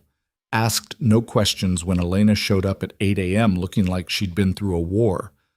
Rough week? Sarah handed her coffee and a blanket. You have no idea. Want to talk about it? Not even a little bit. Sarah nodded, turned on Netflix, left Elena alone with her thoughts and the growing certainty that something was about to go very wrong. The first call came at noon. Unknown number. Elena let it go to voicemail. The second came 20 minutes later, same number. This time she answered. Elena Whitmore? Male voice. Professional. Cold. Who is this? Special Agent Marcus Webb, FBI. I need you to come to our field office for questioning regarding the death of Luca DeMarco. Her stomach dropped. I don't know anything about that. Ma'am, we have security footage showing you entering Mr. DeMarco's private office 2 weeks ago. We need to discuss what you were doing there. The world tilted. They knew. Somehow they knew about the break-in. I was organizing archive files. Mr. Moretti asked me to. We can discuss this at the field office, or I can send agents to pick you up. Your choice. Elena's hands shook. I want a lawyer. That's your right. But cooperation now makes things easier later. Webb's tone shifted, almost sympathetic. We're not interested in prosecuting administrative staff, Ms. Whitmore. We just need to understand what you saw, what you found. I need to think about it. You have 2 hours. After that, we proceed without your cooperation. He gave her an address. Federal Plaza, 3rd floor. Ask for me at reception. The line went dead. Elena sat on Sarah's couch, staring at her phone, trying to breathe through rising panic. The FBI knew about the break-in, which meant someone had talked, or the camera loop hadn't been as clean as Cassian thought, or her phone rang again. This time it was Cassian. Don't go. His voice was sharp, urgent. The FBI just contacted you, I know. Don't go to their office. How did you... Because they contacted me too. And Grace and Marco. They're rounding up everyone connected to the investigation. He sounded like he was moving, fast. This isn't standard procedure. This is a coordinated sweep. What does that mean? It means someone tipped them off. Gave them enough to launch a full investigation before I could control the narrative. His breathing was harsh. Elena, listen to me very carefully. Do not talk to federal agents without a lawyer. Do not go to their office. Do not... The call cut off. Elena stared at her phone. Tried calling back. Straight to voicemail. Then her screen lit up with a text from an unknown number. If you want to know who really killed Cassian's brother, meet me at Pier 17. 1 hour. Come alone. Elena's blood turned to ice. She should ignore it, should call Cassian back, should do literally anything except walk into an obvious trap. But the message said, who really killed? Past tense. Like Marco's death wasn't as simple as Luca sabotaging a car. Like there was more to the story. Elena grabbed her jacket and headed for the door. Diam gig. Pier 17 jutted into the East River like a broken finger. Old warehouses, rusted shipping containers. The kind of place where bodies turned up and nobody asked questions. Elena arrived 40 minutes later, heart hammering, every survival instinct screaming that this was stupidity beyond measure. A figure stood at the end of the pier, back to the water. Face hidden in shadow. As Elena got closer, the figure stepped into weak sunlight. Grace. Cassian's operations director stood there in a business suit and heels completely wrong for a derelict pier, holding a tablet like it was a weapon. You came. Grace's voice was cold. I wasn't sure you would. Your text said you know who killed Marco. Elena stopped 10 feet away. So talk. First, you need to understand something about Cassian Moretti.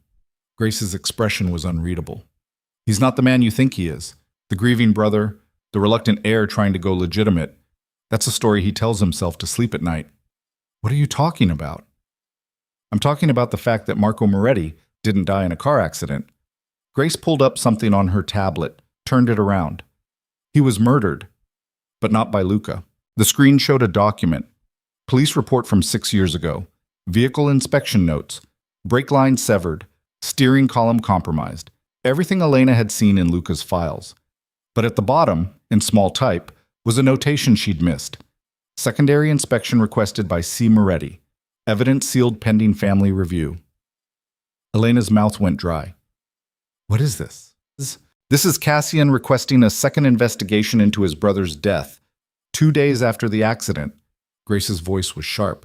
Why would he do that unless he already suspected it wasn't an accident? Because he wanted answers. No, because he already knew what happened. Grace pulled up another document. Bank transfer records.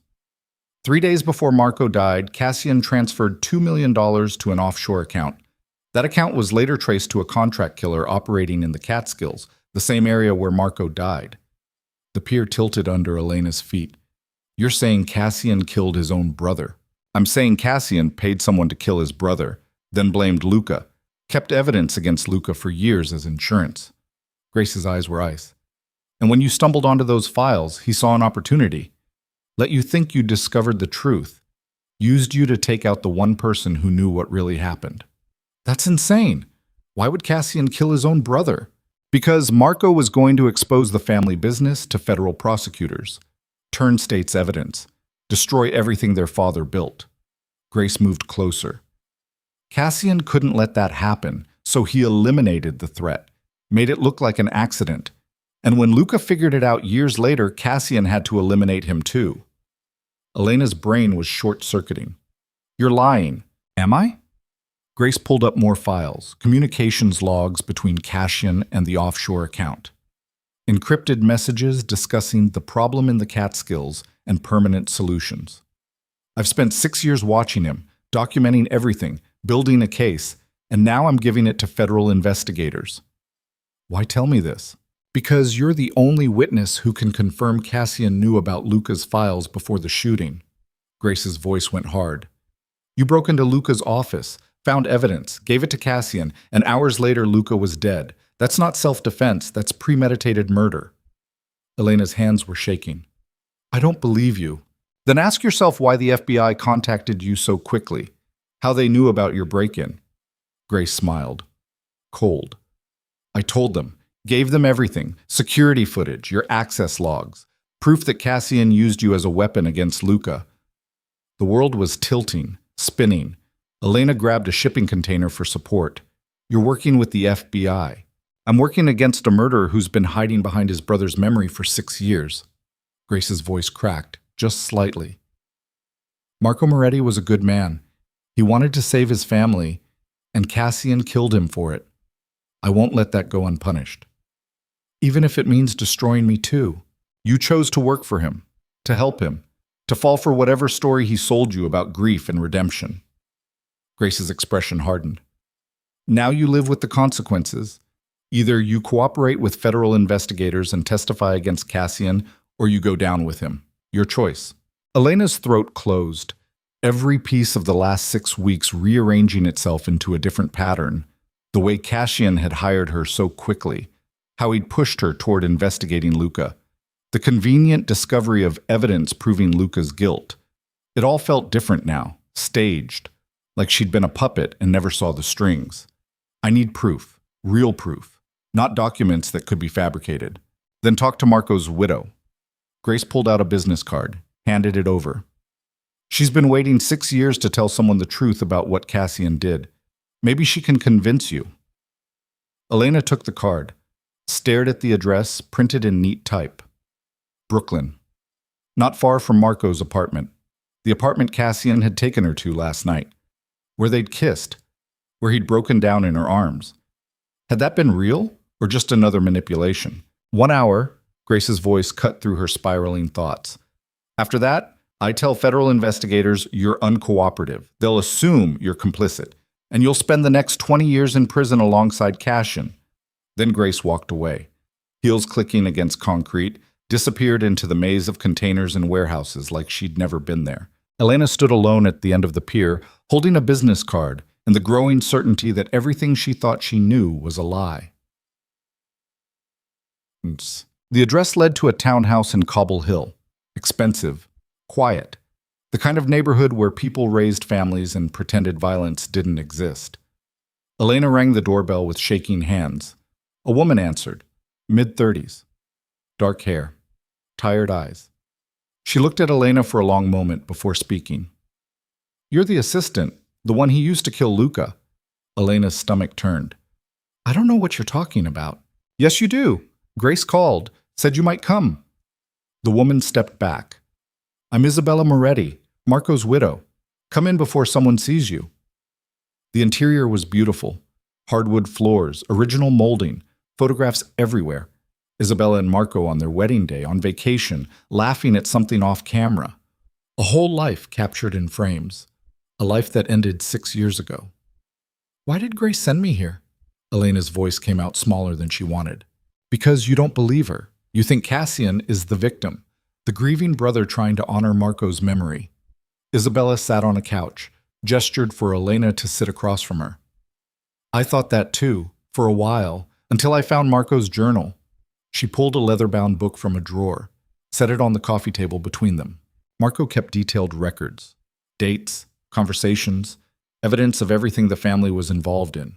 Isabella's hands trembled. He was going to testify, give it all to federal prosecutors, destroy the criminal empire his father built.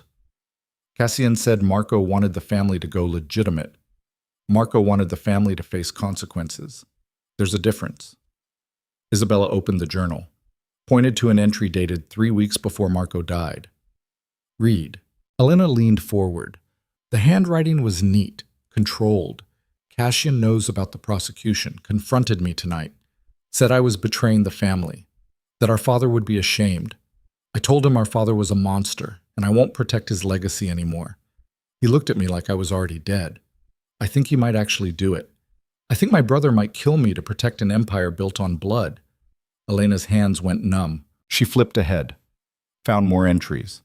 Marco documenting threats. Cassian pressuring him to reconsider. The growing certainty that his brother saw him as a liability that needed eliminating. The final entry was dated 2 days before the accident.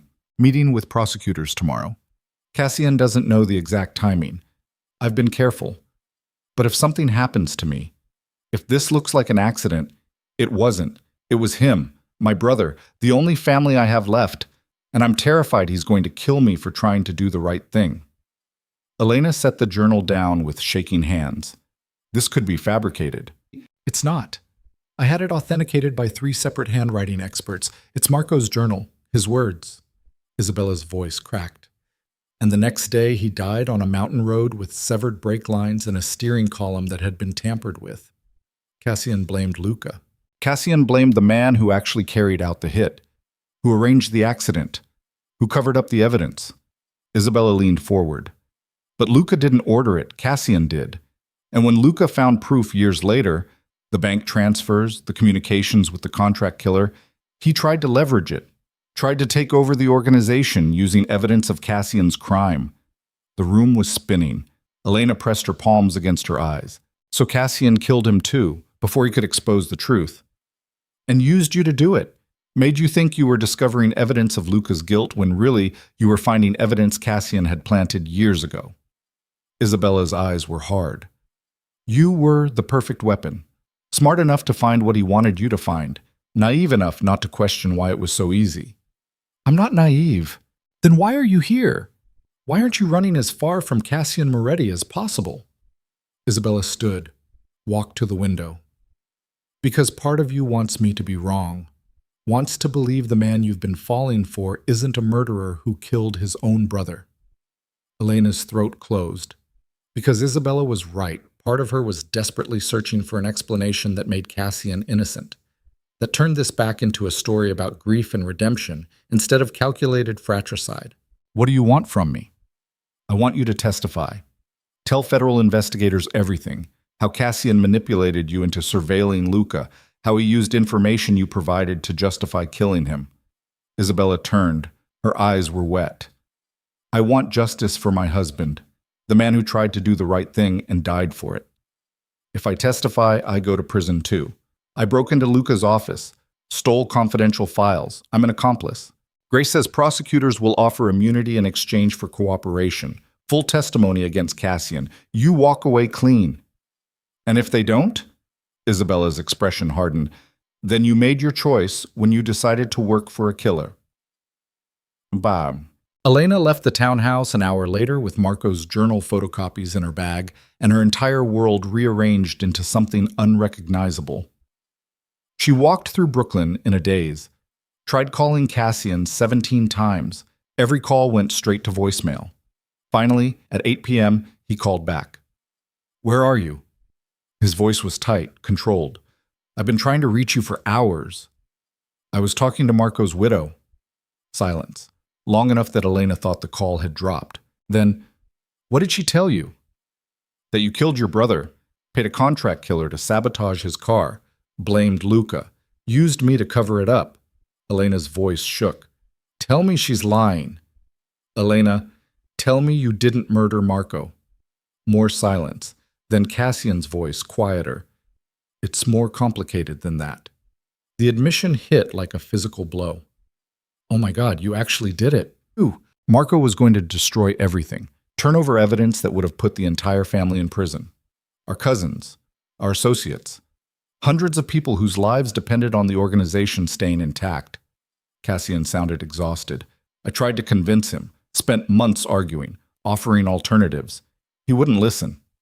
So you killed him. I made an impossible choice. Save one person or save hundreds. And I chose hundreds. His breathing was harsh. I've lived with that decision every day for 6 years. It's destroyed me. But I'd make the same choice again because the alternative was watching everyone I'm responsible for go to prison or die. Elena couldn't breathe. You lied to me. I protected you. You used me as a weapon against Luca. I gave you a job, money, a way to save your mother, everything you needed. Cassian's voice hardened. And yes, I used what you found to eliminate a threat. That's what people in my position do. We use available resources. I'm not a resource. I'm a person. You're both. No apology in his tone. Just fact. And now you have a choice. You can cooperate with federal investigators, testify against me, walk away clean while I spend the rest of my life in prison, or you can remember that I gave you everything you asked for and keep your mouth shut. Elena's hands were shaking so badly she almost dropped the phone. That's not a choice. That's a threat. It's reality. Choose carefully. He paused. I'll call you tomorrow. We'll figure this out. The line went dead.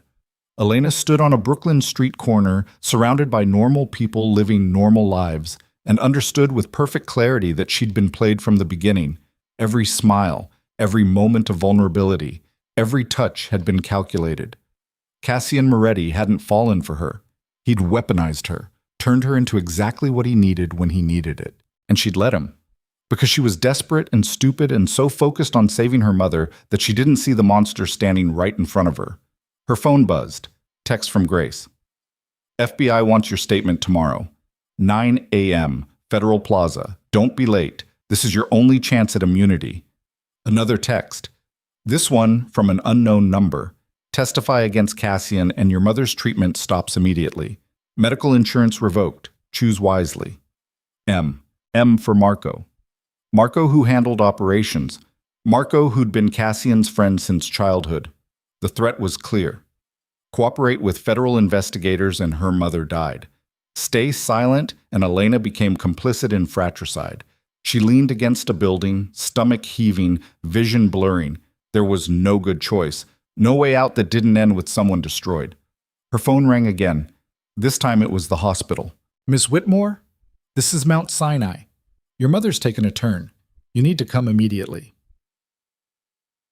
Elena ran 6 blocks to the subway, took the train to the Upper East Side, burst into Mount Sinai's oncology ward at 9:15 p.m. with her heart trying to tear through her ribs.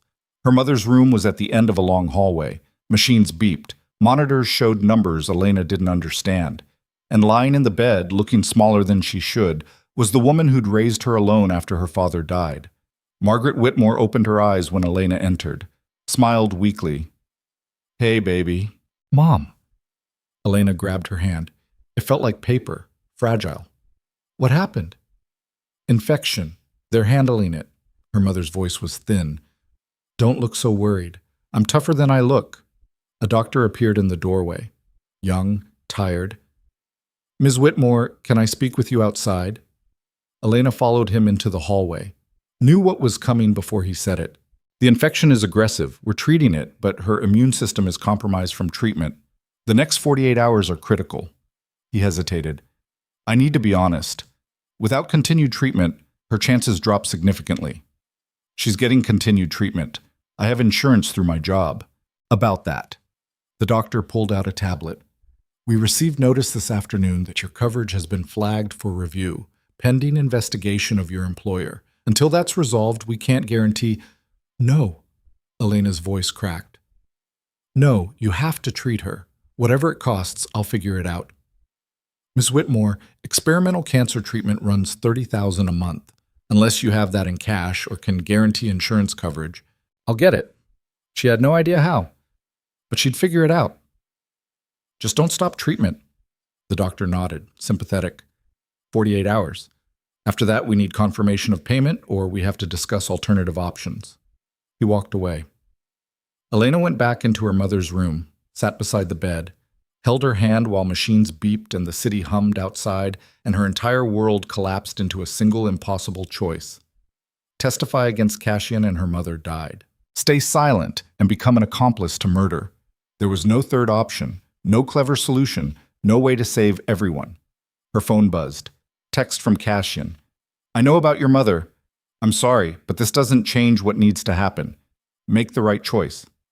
Elena stared at the message, at the man who'd killed his brother and used her and was now leveraging her mother's life to buy her silence. She'd thought he was capable of redemption, thought somewhere under the ice was a human being worth saving. She'd been wrong. Cassian Moretti was exactly what he appeared to be, a killer, a manipulator, a monster in an expensive suit. And Elena had helped him, fed him information, given him the weapon he needed to eliminate his enemy. She was complicit, whether she testified or not. Another text, this one from Isabella. FBI needs an answer by midnight. After that, the immunity offer expires. You'll be charged as an accomplice. Please, do the right thing. Justice for Marco.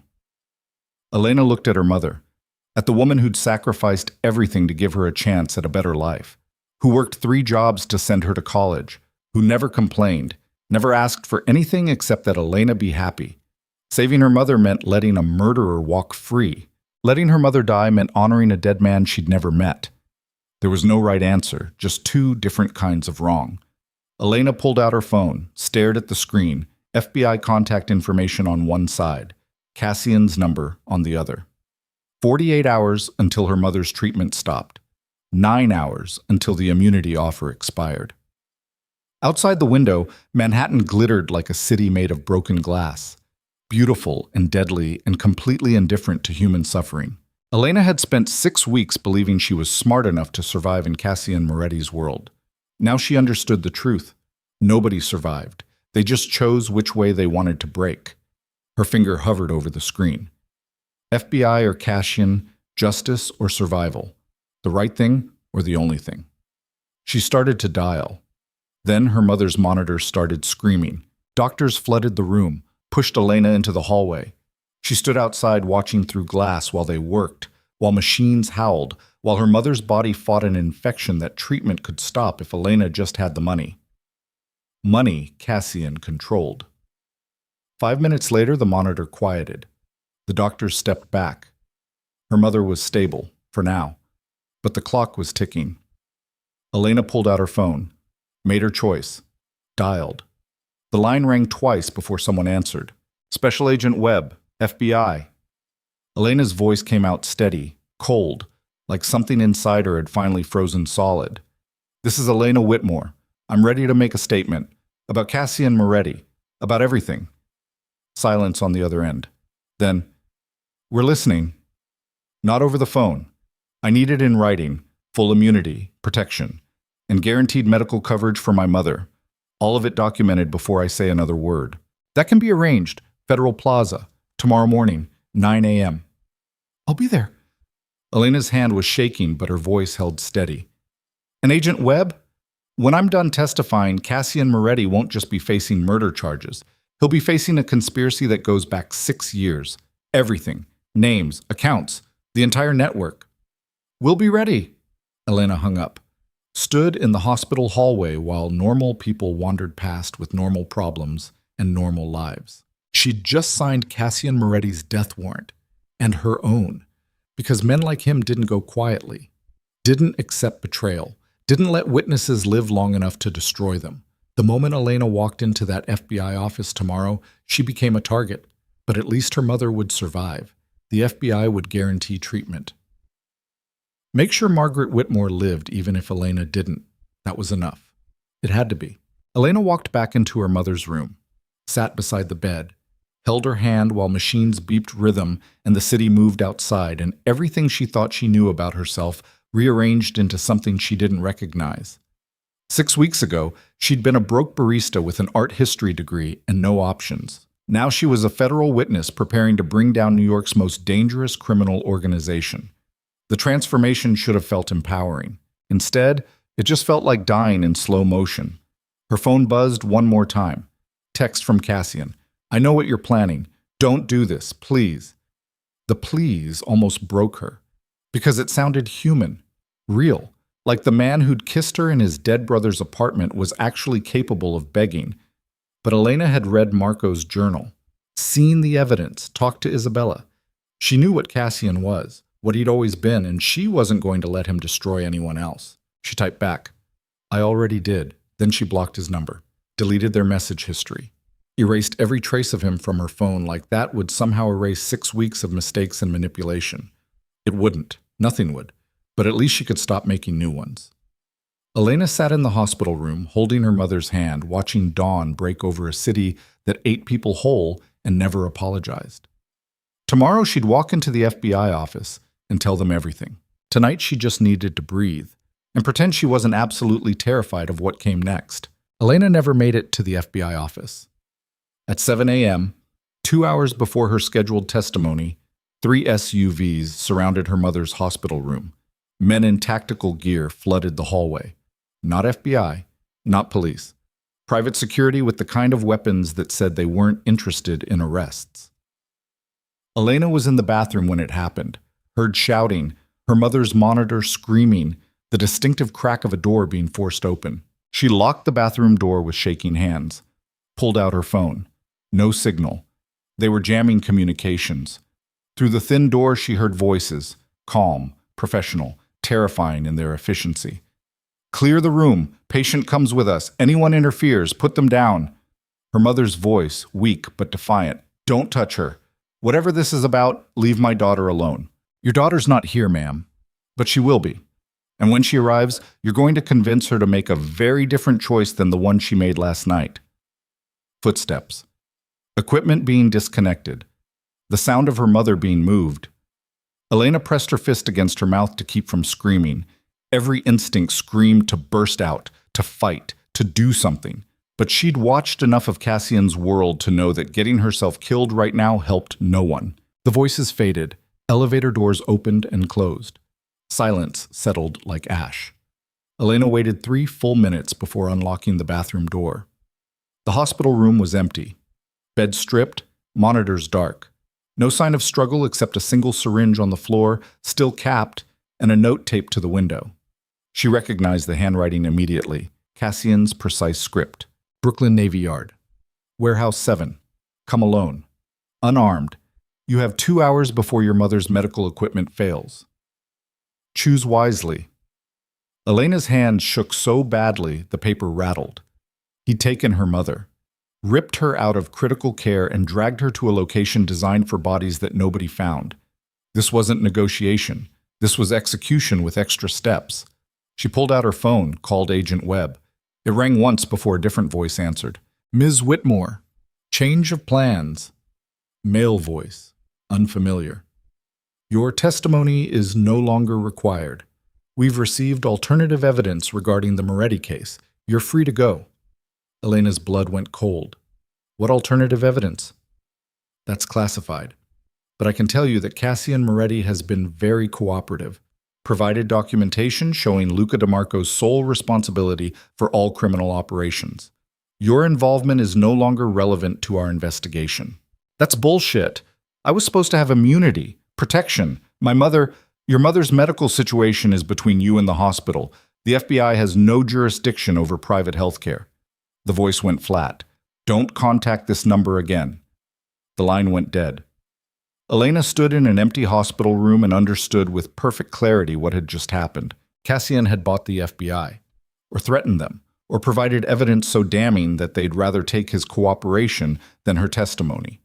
She was alone, no protection, no immunity, no leverage except the knowledge that her mother had maybe 2 hours before critical care equipment ran out of battery. Her phone buzzed. Text from an unknown number. "Marco sends his regards. Clock is ticking." See Marco, Cassian's childhood friend, the man who'd threatened her mother's insurance yesterday, the man who was probably at the warehouse right now, making sure Elena understood exactly how powerless she was. She had 2 choices: walk into the warehouse and die, or run and let her mother die. Neither was a choice. Both were surrender. Elena looked out the window at Manhattan sprawling below. Thought about the girl who'd walked into Pisano Global 6 weeks ago with a coffee cup in desperation. That girl would have run. Would have found some way to rationalize survival over sacrifice. But that girl was gone. Burned away by blood and betrayal and the growing certainty that Cassian Moretti had destroyed every version of herself except the one willing to fight. Elena left the hospital, caught a cab to Brooklyn, gave the driver an address 3 blocks from the Navy Yard, and paid cash. Then she walked the rest of the way alone. The Brooklyn Navy Yard sprawled across 300 acres of industrial wasteland. Derelict warehouses, rusted cranes, shipping containers stacked like gravestones. The kind of place where screams disappeared into wind and water and nobody came looking. Warehouse 7 sat at the far end, separated from other structures by 100 yards of cracked pavement and dead grass. No windows. Single entrance.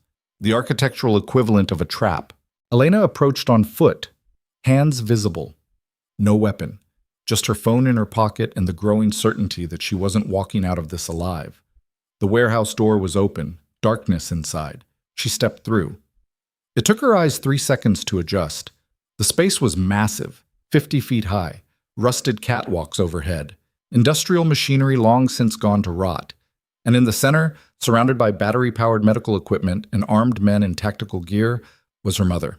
Margaret Whitmore sat in a wheelchair, oxygen mask over her face, IV line running from her arm to a portable monitor. She looked small, fragile, terrified, but alive.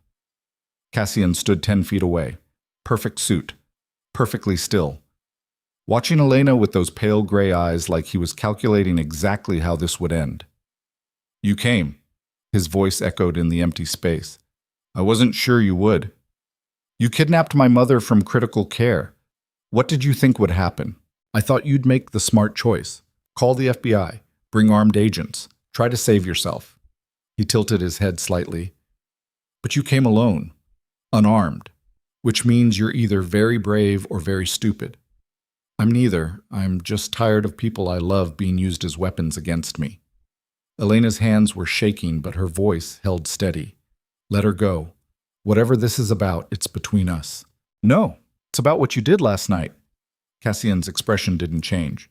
"You called federal investigators, agreed to testify against me, tried to destroy everything I've built.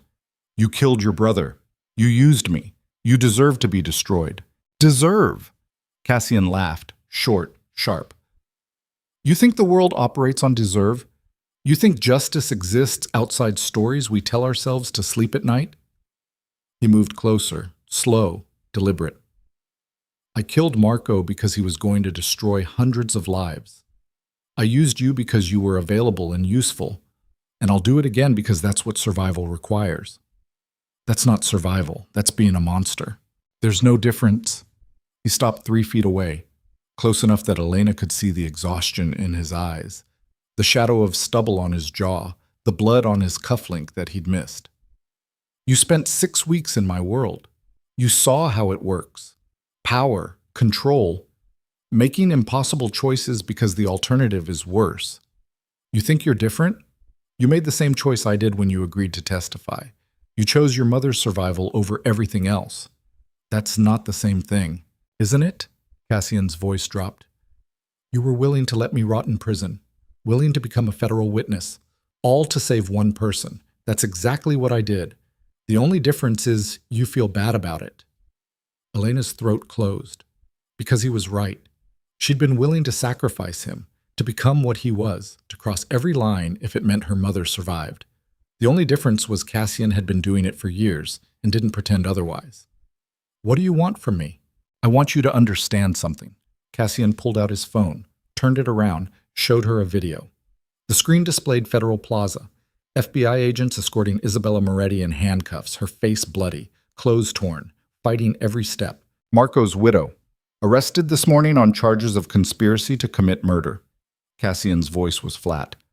"Turns out she was working with Luca, planning the coup together, using you to build a case against me while she positioned herself to take over the empire." Elena's world tilted. "That's not possible. Bank records don't lie. Neither do communications logs showing she'd been coordinating with Luca for 3 years. He pulled up more files. Isabella Moretti wasn't the grieving widow seeking justice. She was Luca's partner, helping him build his network. And when you started investigating, she saw an opportunity. Feed you a story about Marco's murder, turn you into a weapon against me." The video kept playing. Isabella screaming at agents, denying everything, being shoved into a vehicle. "She lied to you." Cassian's eyes held Elena's. "Showed you fabricated journal entries, staged evidence. Made you believe I killed my brother so you'd testify. And you fell for it because you wanted to believe I was the monster. The bank transfers, the contract killer. The police report, were real, but they weren't mine." Cassian pulled up another document. "They were Luca's. He killed Marco on Isabella's orders, made it look like a car accident. And when I figured it out years later, I kept the evidence as insurance, waited for the right moment to use it." Elena couldn't breathe. Every piece of certainty she'd built over the last 24 hours was crumbling. "You're lying." "I have no reason to lie. You already know what I am, what I'm capable of." He stepped closer. "But I didn't kill my brother. Luca did. Isabella ordered it. And they've spent 6 years building a case to pin it on me while planning to take over everything I built." "Why would Isabella kill her own husband?" "Because Marco was going to testify, destroy the family business, leave her with nothing." Cassian's jaw tightened. "She couldn't let that happen. So she hired Luca to eliminate the problem, made it look like an accident, and when I started getting too close to the truth, she used you as a distraction. Elena's legs felt weak. She grabbed a rusted support beam for balance. Grace, she showed me the files, the police reports, everything. Grace works for Isabella, has for 5 years. Cassian pulled up personnel files. She was placed inside my organization to feed information, build evidence, create a narrative that made me look guilty while Isabella positioned herself to inherit the empire. I don't believe you. Then ask yourself why the FBI dropped your testimony so quickly. Why they arrested Isabella this morning instead of me. Cassian's voice went quiet. Because federal investigators saw the same evidence I did. The real evidence. And they realized Isabella had been manipulating everyone, including them. Elena's brain was short-circuiting. Nothing made sense. Every fact she'd relied on was inverting. Marco's journal, his handwriting, was real. But the entries you saw were selectively edited. Isabella removed the parts where he talked about her betrayal, her coordination with Luca, the fact that he'd discovered she was embezzling millions from the family business. Cassian held out his phone. This is the complete journal. Read it yourself. Elena took the phone with shaking hands, scrolled through entries, found the passages Isabella had shown her, then found new ones. Entries about Isabella meeting with Luca in secret, moving money offshore, Marco's growing suspicion that his wife was planning something terrible. The final entry was dated the day before he died. Isabella knows I'm going to the prosecutors. She's been too calm, too understanding. I think she's planning something. I think she might actually... No, I can't believe that. She's my wife. She loves me. But if something happens, if this goes wrong, Cassian needs to know the truth. Isabella and Luca are working together. They're going to destroy everything, and I'm the only one who can stop them. Elena set the phone down. Her hands were numb. This could still be fabricated. It was authenticated by the same handwriting experts Isabella used, same forensics, same everything. Cassian's expression was unreadable. I've spent 6 years tracking the people who killed my brother, building evidence, waiting for them to make a mistake. And when you started investigating Luca, I saw an opportunity. Let you discover part of the truth. Enough to make you useful without putting you in complete danger. You still used me. Yes. Because I needed someone Isabella and Luca wouldn't see as a threat. Someone who could move through the organization gathering information without triggering suspicion. He paused. You were perfect for that. Smart, observant, desperate enough to take risks. And everything else? The office, the conversations, the night in Marco's apartment, was real. Cassian's voice dropped. I hired you because you were useful. But somewhere in those 6 weeks you became something else, something I didn't plan for. He moved closer. You saw me, not the empire, not the violence, just the parts of me I thought died with Marco. And I let you see them because I'm weak, because after 6 years of ice and control, I wanted to feel human again. Elena's throat was tight. That doesn't make this okay. No, it doesn't. Cassian reached out, stopped just short of touching her face. But it's the truth. I didn't kill my brother. I loved him. And I've spent 6 years trying to honor what he wanted while destroying the people who murdered him. By becoming exactly what they were. By surviving long enough to make them pay. His hand dropped. And now they have. Isabella's in federal custody. Luca's dead. The network they built is dismantled. Marco can finally rest. What about me? Elena's voice cracked. What happens to me now? Cassian looked at her for a long moment. Rain had started outside. She could hear it hammering the warehouse roof like bullets. That depends on you. Meaning what? Meaning I can't let you testify. Can't let you walk into federal investigations with half-truths and fabricated evidence that Isabella planted. His eyes were ice. But I also can't kill you. Because you're the only person in 6 years who saw me as something other than a monster, and losing that would destroy whatever's left of me. So what are my options? You disappear. New identity. New city. Enough money to start over and take care of your mother's treatment anywhere in the world. Cassian's voice was absolutely level. Or you stay. Work with me. Help me transform this organization into what Marco wanted. Legitimate. Clean. Something that doesn't require murder to survive. Elena laughed. It came out broken.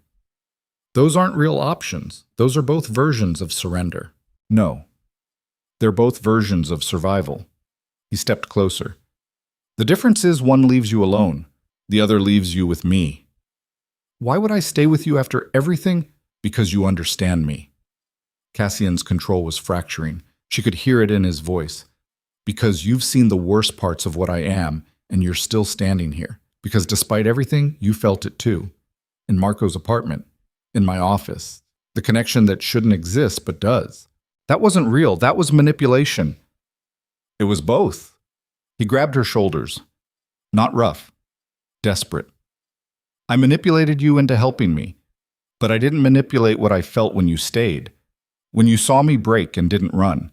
When you challenged me and pushed back and refused to be just another person terrified of what I could do. Elena could feel his hands shaking. Saw the cracks in his armor, the exhaustion, the grief. The 6 years of ice melting into something raw and human and terrifying because it meant he was real. I can't trust you. I know.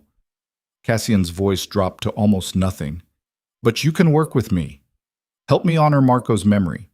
Build something that matters instead of just surviving. By staying in your world, by becoming complicit in everything you've done, by becoming part of what comes next. Something better. His eyes held hers. I can't undo the past. Can't bring Marco back. Can't erase the violence. But I can build a future where his death meant something. Where the family becomes legitimate. Where you and I create something real instead of just destroying each other. Elena wanted to say no. Wanted to take the money and run and never look back. But she'd spent 6 weeks watching Cassian Moretti, seen the intelligence, the control, the capacity for both brutality and something approaching tenderness. And she'd felt it. In his office, in Marco's apartment, the connection that shouldn't exist but did. The possibility that maybe, buried under ice and violence and 6 years of grief, was a man capable of becoming something better. If she was willing to help him. If she was willing to risk everything on the possibility that he wasn't lying. If I stay, her voice came out rough. If I do this, things change. No more manipulation. No more using me as a weapon.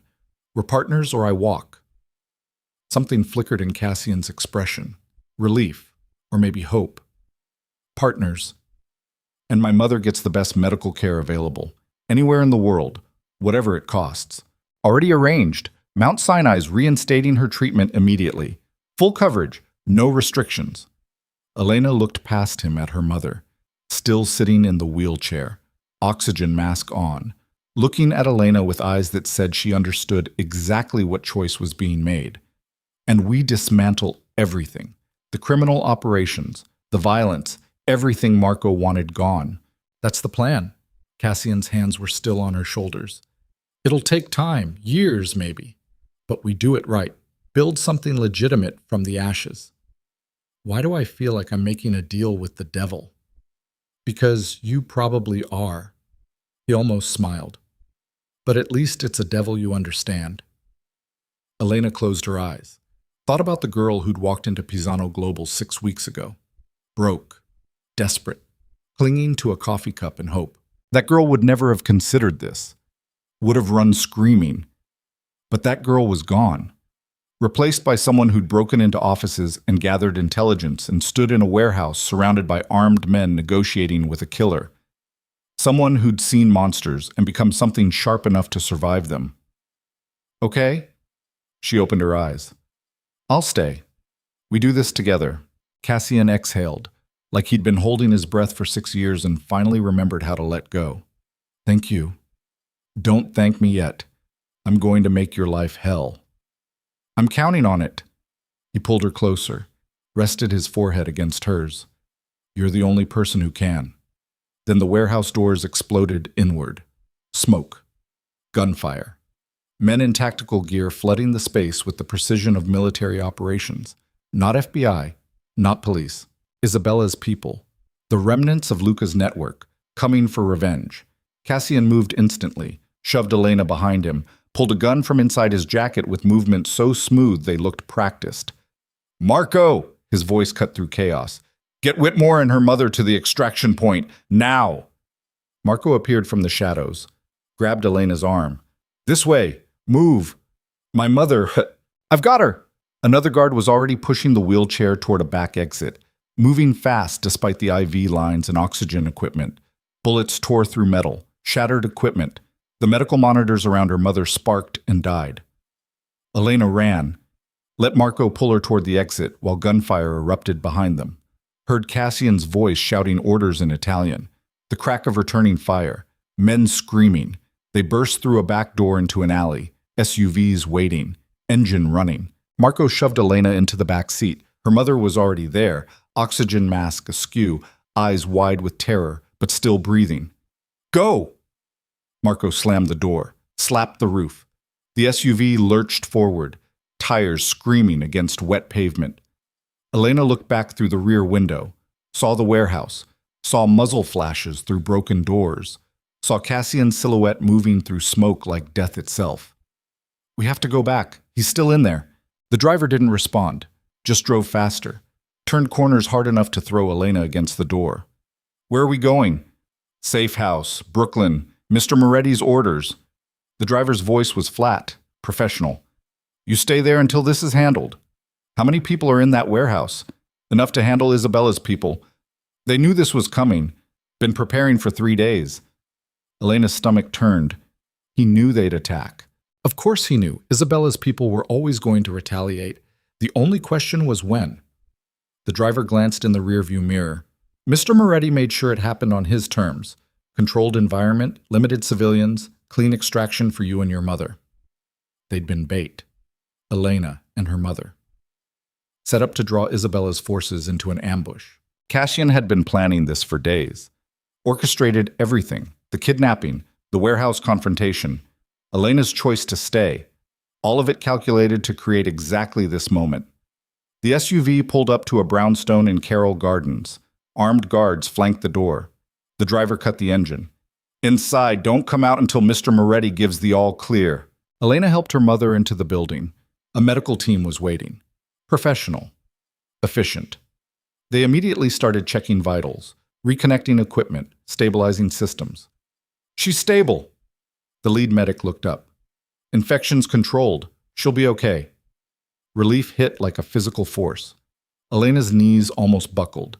Then her phone buzzed. Text from Cassian. "Situation handled.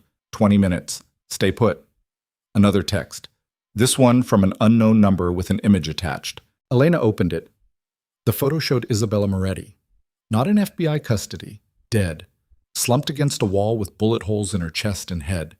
The text below read, "Problem solved. Meet me at the Navy Yard. We need to talk." Grace Elena's blood went cold. Grace, Cassian's operations director, the woman who'd shown her evidence of his guilt, who was supposed to be working for Isabella, who'd just sent a photo of Isabella's corpse with casual efficiency that suggested she'd been the one to pull the trigger. Nothing made sense. Every alliance was inverting, every truth becoming a lie. Elena's phone rang. Cassian. She answered. "Grace just texted me. She killed Isabella." "I know." Cassian's voice was tight, strained. "Don't respond. Don't go anywhere. Grace isn't who you think she is." "Then who is she?" "Federal agent. Undercover. Has been for 6 years. She was investigating my father when Marco died, got embedded in the organization, stayed after I took over." His breathing was harsh. "She's the one who's been feeding FBI information, building their case, and now that Isabella's dead, she's trying to tie up loose ends. Meaning me, meaning both of us." Gunfire crackled in the background. "She knows you can testify about FBI corruption, about how they dropped your immunity, about evidence being manipulated. You're a threat to her operation." "Where are you?" "Still at the warehouse, pinned down. Isabella's people were just the first wave." More gunfire. "Grace brought federal agents, real ones. She's using them to clean up everyone who knows the truth." Elena's mind raced. "How do I know you're telling the truth? How do I know this isn't another manipulation?" "You don't." Cassian's voice cracked. "You just have to decide who you trust more, me or a federal agent who spent 6 years lying to everyone." The line went dead. Elena stood in the brownstone, surrounded by armed guards and medical equipment, holding a phone with a photo of a dead woman and a text from someone who might be trying to kill her. Her mother was stable, safe. That was all that mattered. But Cassian was pinned down in a warehouse surrounded by federal agents and hired killers. And Grace, whoever she really was, knew where Elena was hiding. Every option led to violence. Every choice ended in blood. Elena looked at the guards. "I need a gun." The nearest one frowned. Mr. Moretti said, "I don't care what he said. Give me a weapon, now." The guard hesitated, then pulled a compact pistol from an ankle holster, handed it over. "You know how to use that?" "Point and shoot. I've seen enough movies." Elena checked the magazine. Full. Safety off. "How do I get back to the Navy Yard?" "You don't. It's a war zone." "Then I guess I'm going to war." She looked at her mother. "Keep her safe. Whatever happens. Keep her alive." The medic nodded. "We will." Elena walked out of the brownstone into rain and darkness, found an SUV with keys in the ignition. Guards tried to stop her. She pointed the gun at them. "Move or I shoot. Your choice." They moved. Elena got in the SUV, started the engine, drove toward the Navy Yard with a gun in her lap and the certainty that she was about to do something incredibly stupid. But Cassian had saved her mother, protected her, offered her a future when she had none. Maybe he'd been manipulating her. Maybe this was all another layer of lies. But he was alone in that warehouse, fighting for his life. And Elena wasn't the kind of person who left people behind. Not anymore. The Navy Yard appeared through rain like a ghost. Gunfire echoed across empty lots. Muzzle flashes lit windows. Sirens wailed in the distance. Elena parked 3 blocks away, walked the rest on foot. Gun held low, rain soaking through her clothes. She approached from the side, found a rusted door hanging open, slipped inside. The warehouse was chaos. Smoke, bodies, bullet holes in metal, the acrid smell of gunpowder and blood. Men in tactical gear were exchanging fire across catwalks, some wearing FBI vests, others in unmarked black. Impossible to tell who was working for who. Elena moved through shadows, staying low, looking for Cassian. Found him behind an overturned forklift, blood on his shoulder, gun in one hand, phone in the other. He saw her, went rigid with shock. "What the hell are you doing here?" "Saving your ass. You're welcome." Elena crouched beside him. "How bad is it?" "Shoulder, through and through. I'll live." He grabbed her arm. "You need to leave. Now. Grace has federal agents targeting anyone connected to the organization. You're on that list. Then we leave together." Elena looked around. "Where's the exit?" "Back the way you came. But there's at least 8 hostiles between here and there." "Then we fight through them." Cassian stared at her like she'd lost her mind. "You don't know how to fight." "I know how to shoot." She raised the pistol. "Point, pull trigger, hit target. I've been paying attention." Despite everything, Cassian almost laughed. "You're insane." "I'm practical. We either die here or we try. Those are the options." Elena checked the magazine again. "So what's it going to be?" Cassian looked at her. Really looked at her. The girl who'd destroyed his brother's inkwell 6 weeks ago, who'd stumbled through his world breaking things and somehow surviving, who was now crouched beside him in a war zone with a gun in her hands and determination in her eyes. Together. He stood, winced. "On 3. We move fast. Don't stop. Don't look back." "Got it. 1, 2. Gunfire erupted from above. The catwalk exploded. Metal rained down like shrapnel. Grace appeared through smoke. Gun raised, FBI vest, eyes cold as death. "Cassian Moretti, Elena Whitmore, you're both under arrest for conspiracy to commit murder, obstruction of justice, and racketeering." Cassian raised his gun. "You're a federal agent, undercover for 6 years, building a case while people died." "Doing my job." Grace's voice was flat. "Bringing down a criminal empire. You just happen to be collateral damage." "Isabella, Luca, Marco, all of them died while you gathered evidence." Cassian's finger tightened on the trigger. "You could have stopped it, could have saved them, but you needed the case more than you needed justice. I needed prosecutions that would stick. That required evidence, time." Grace's expression didn't change. And now I have both. Surrender. This doesn't have to end badly. It already ended badly. Cassian's voice went cold. 6 years ago, when my brother died and you did nothing. He fired. Grace moved. The bullet sparked off metal beside her head. She returned fire. 3 shots. Fast. Precise. Cassian dove left, Elena right. Bullets tore through the space they'd occupied. Elena hit the ground hard. Rolled. Came up with her gun raised. Fired twice in Grace's direction. Both shots went wide. Hit nothing. But they made Grace dive for cover. Cassian was moving, circling, blood trailing from his shoulder. He motioned to Elena, pointed toward a side exit, mouthed the word, "Go." Elena shook her head, not leaving him. More gunfire from above. Federal agents on the catwalks, trying to pin them down.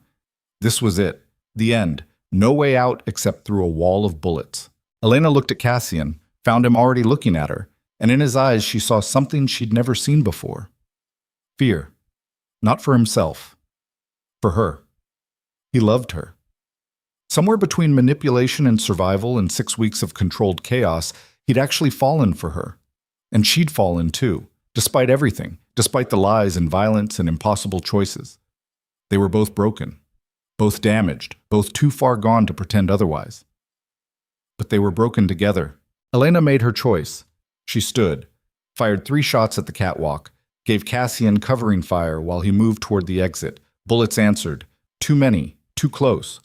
One caught her in the side. Pain exploded. She went down. Cassian screamed, raw, anguished, charged back toward her through gunfire like he didn't care if he died as long as he reached her first. He grabbed her, pulled her behind cover, pressed his hand against the wound in her side. Blood poured through his fingers. Stay with me. His voice was breaking. Elena, stay with me. She tried to speak, couldn't. Everything hurt, everything was red. Above them, Grace was shouting orders. Federal agents advancing, closing in. No way out. No miracle rescue. Just 2 people bleeding out in a warehouse surrounded by everything they'd destroyed and built and lost. Cassian bent over her, pressed his forehead to hers. I'm sorry. For all of it. For using you. For dragging you into this. For Shut up! Elena's voice came out wet. We're not dying here. Yes, we are. No. She grabbed his collar, pulled him close. We survive. Together. Like you said. Partners. Partners. Cassian's hand tightened on her wound. I love you. I need you to know that. Whatever happens. It was real. Elena kissed him, tasted blood and rain and gunpowder and something deeper, something that felt like the truth for the first time in 6 weeks. When they broke apart, sirens were wailing outside, red and blue lights flashing through broken walls. Police, real police, flooding the Navy Yard. Grace's voice cut through chaos. Federal agents, stand down! Suspects are in custody! But the police didn't stand down. They moved in fast. Professional. Surrounded the warehouse. Through the smoke and blood and fading consciousness, Elena heard a voice she recognized. Agent Webb, FBI. Special Agent Grace Morrison, you're under arrest for corruption, evidence tampering, and conspiracy to commit murder. Drop your weapon. Grace's face went white. What? We've been investigating you for 6 months, suspected you were manipulating evidence, building false cases, using your position to eliminate witnesses. Webb appeared through smoke, gun drawn. Isabella Moretti's murder was the final piece. You executed her to cover up your own crimes. It's over. Grace's gun lowered, just slightly. Enough. Cassian fired. The bullet took her in the chest. Clean. Final. She dropped like a puppet with cut strings. Elena's vision was tunneling, black creeping in from the edges. She felt Cassian's arms around her, heard him shouting for medics. The last thing she saw before everything went dark was his face, blood-streaked, terrified, human, looking at her like she was the only thing in the world that mattered. Then nothing, just black, and the distant sound of sirens singing the city to sleep. Elena woke to the smell of disinfectant and the steady beep of hospital monitors. Her side felt like someone had shoved hot iron through her ribs and left it there. Every breath hurt. Every movement sent lightning up her spine. But she was breathing. That counted for something. She opened her eyes. White ceiling, fluorescent lights. The generic anonymity of a hospital room that could be anywhere. "You're awake." The voice came from beside the bed. Elena turned her head slowly, found Cassian sitting in a chair that looked too small for him, wearing a hospital gown under a borrowed jacket, his left shoulder bandaged thick enough to suggest surgery. His face was gray with exhaustion, unshaven, eyes bloodshot from what looked like days without sleep. But he was alive. "How long?" Her voice came out like gravel. 3 days. You coded twice on the operating table. Lost enough blood that they weren't sure you'd make it." He leaned forward. His hand found hers on the bed, squeezed gently. "But you're stubborn. I'm learning that about you." Elena tried to laugh. It came out as a wheeze. "Where are we?" "Mount Sinai. Different floor from your mother. FBI has guards posted outside, but we're not in custody." Cassian's jaw tightened. Webb's investigation into Grace opened up everything: corruption charges, evidence tampering, conspiracy. The entire case against me collapsed when they realized a federal agent had been manufacturing evidence for 6 years. "Grace is dead." "Yes." No emotion in his voice. Statement of fact. "I killed her, self-defense. Witnesses confirmed it. Webb confirmed it. It's over." Elena's brain was moving slowly through fog. "Isabella? Also dead." Grace executed her to cover up her own crimes. Made it look like gang violence. Cassian's grip on her hand tightened. Turns out Grace had been running her own operation inside the FBI, using her position to manipulate cases, eliminate witnesses, build prosecutions that served her career instead of justice. Isabella, Luca, even Marco. All of them died while she gathered evidence and did nothing. "She let your brother die. She facilitated it." Cassian's voice went flat. "Grace was embedded in my father's organization when Marco went to prosecutors. She knew Luca and Isabella were planning the hit, could have stopped it. But she let it happen because Marco's death meant the case stayed open. Meant she could keep investigating, keep building her reputation." Elena's stomach turned. "That's not law enforcement. That's murder. That's ambition without conscience. Same thing that drives most people in positions of power." He looked down at their hands. Webb's team found communications going back 7 years. Grace coordinating with criminals, allowing violence, manipulating evidence to protect her sources while people died. She was worse than anyone she was investigating. What happens now? Federal investigation into FBI corruption. Congressional hearings. Media firestorm. Cassian met her eyes. "And you and I walk away clean. Victims of a rogue agent's conspiracy. That's the official narrative. Is it true?" "Parts of it." He almost smiled. "The parts that matter, anyway." Elena wanted to ask more. Wanted to know exactly how much of the last 6 weeks had been real versus manufactured. But exhaustion was pulling her under again.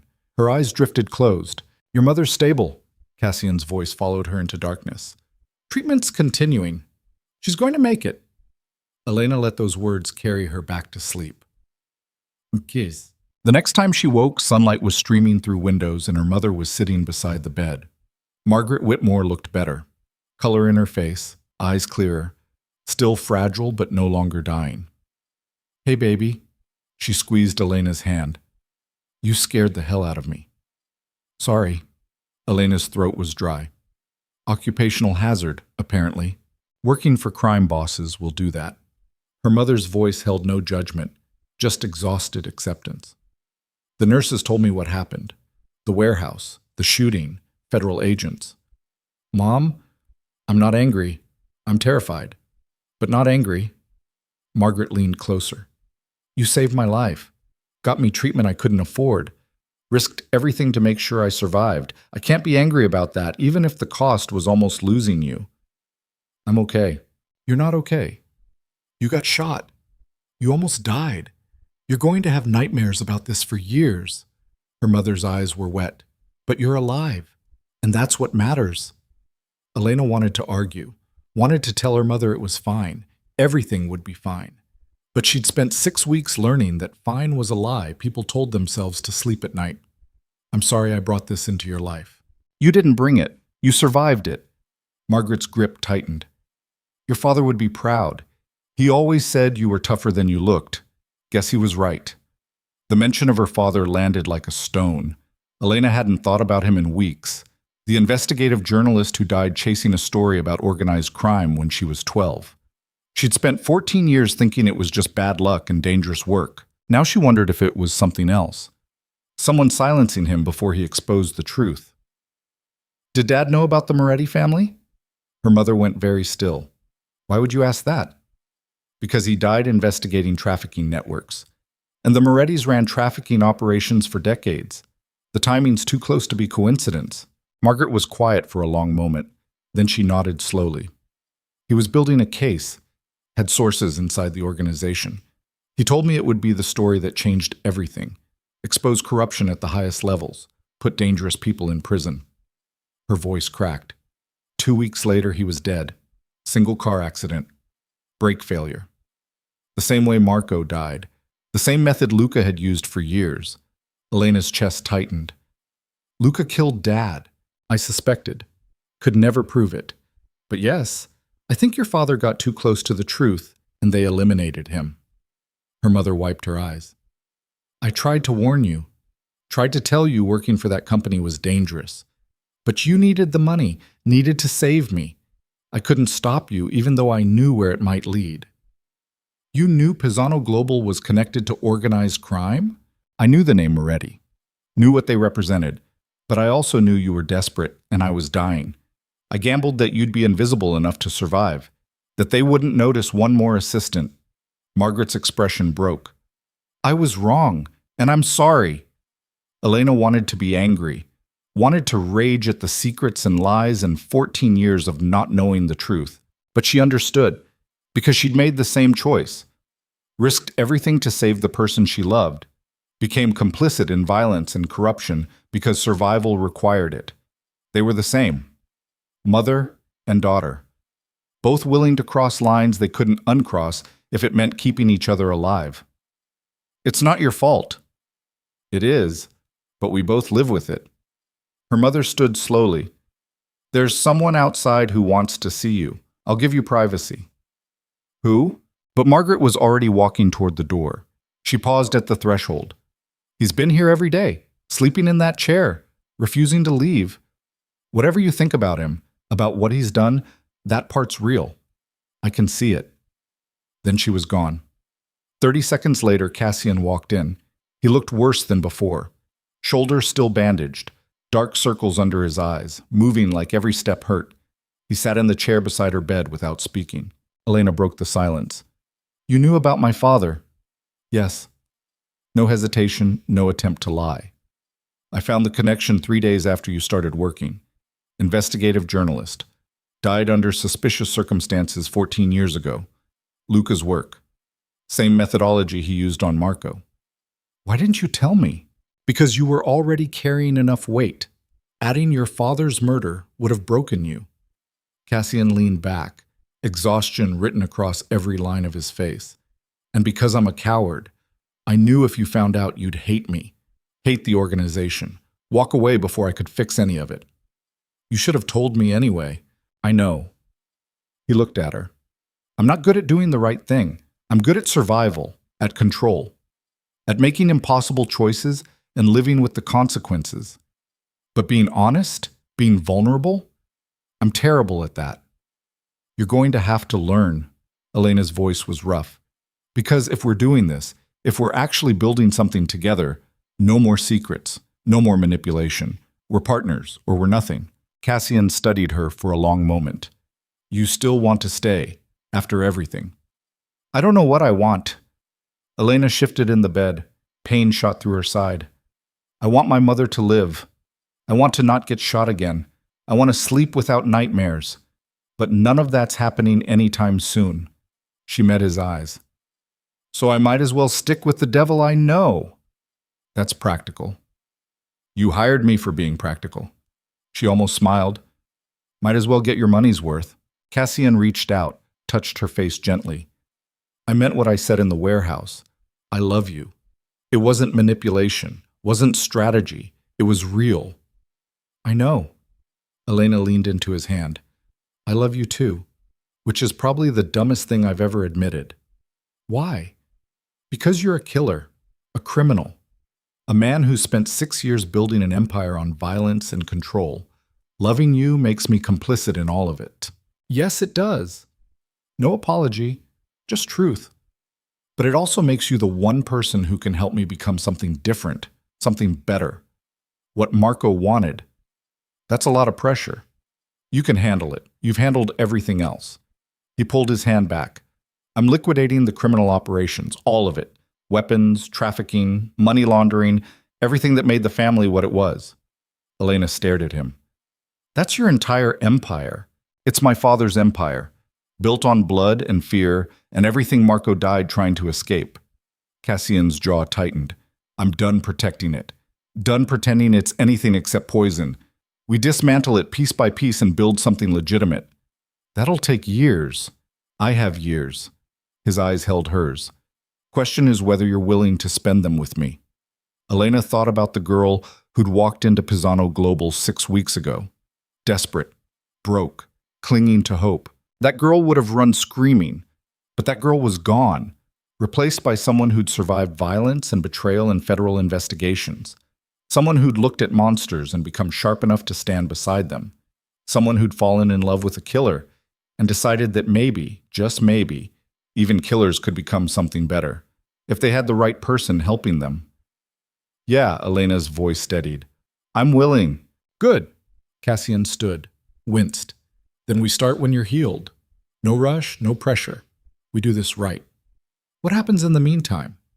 You recover. Your mother gets treatment. I handle federal investigations and media attention. He moved toward the door. And we figure out how to be normal people for a while, or as normal as we're capable of being. I don't think normal's possible anymore. Probably not, but we can try. He glanced back. Get some rest. I'll be here when you wake up.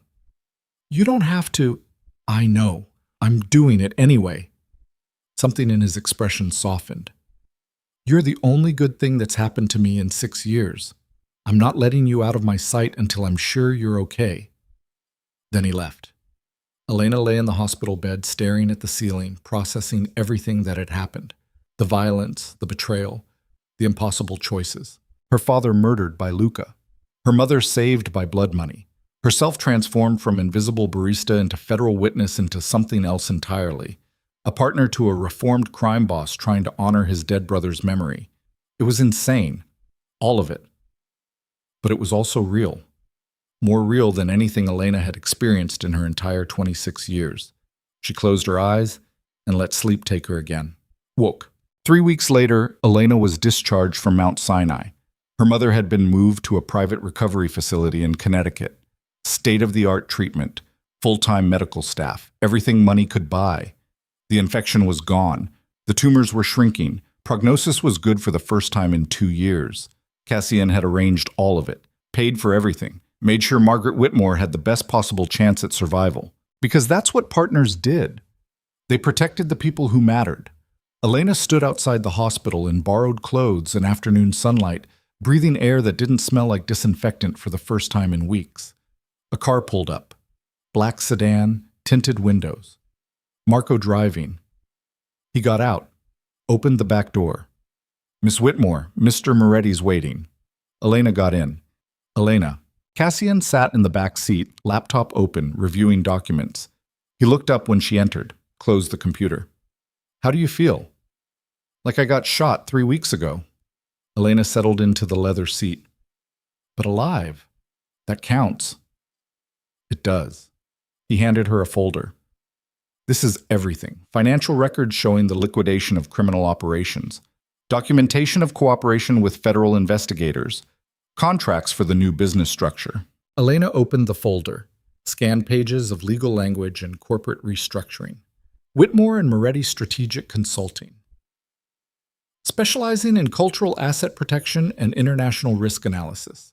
Your art history expertise becomes the foundation. My business infrastructure provides the platform. Cassian's expression was unreadable. Legitimate, legal, everything Marco wanted. You put my name first. You earned it. He pulled out another document. This is a scholarship foundation. Arts education for students who don't fit traditional academic systems. Named after your father and my brother. Funded by liquidated assets from the criminal operations. Elena stared at the papers, at her father's name printed beside Marco's, at proof that blood money could become something meaningful. How much? 50 million to start. More as we close remaining operations. Cashin's voice was quiet. It won't bring them back. Won't undo the violence, but it's something. A legacy that matters. Elena's throat was tight. Thank you.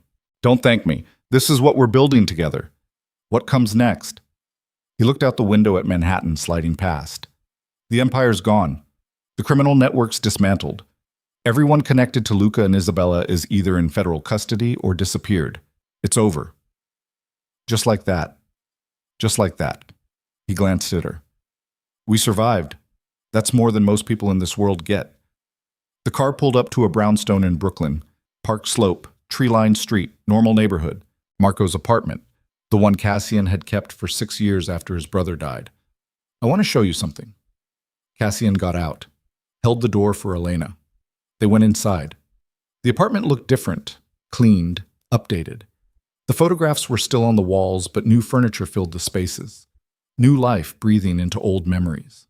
I'm moving out of the corporate apartment. Cassian walked to the windows. Too many ghosts. Too much violence attached to that space. I need somewhere that feels like starting over. Here? Here. Where Marco lived. Where he believed we could be better. He turned. I'm asking if you want to share it. Not as employee and employer. As partners building something real. Elena looked around. At the photographs of two brothers who'd loved each other despite everything. At the space that had held grief and was now offering possibility. I barely know how to live with another person. Neither do I. We'll figure it out together. Cassian moved closer. No pressure, no expectation.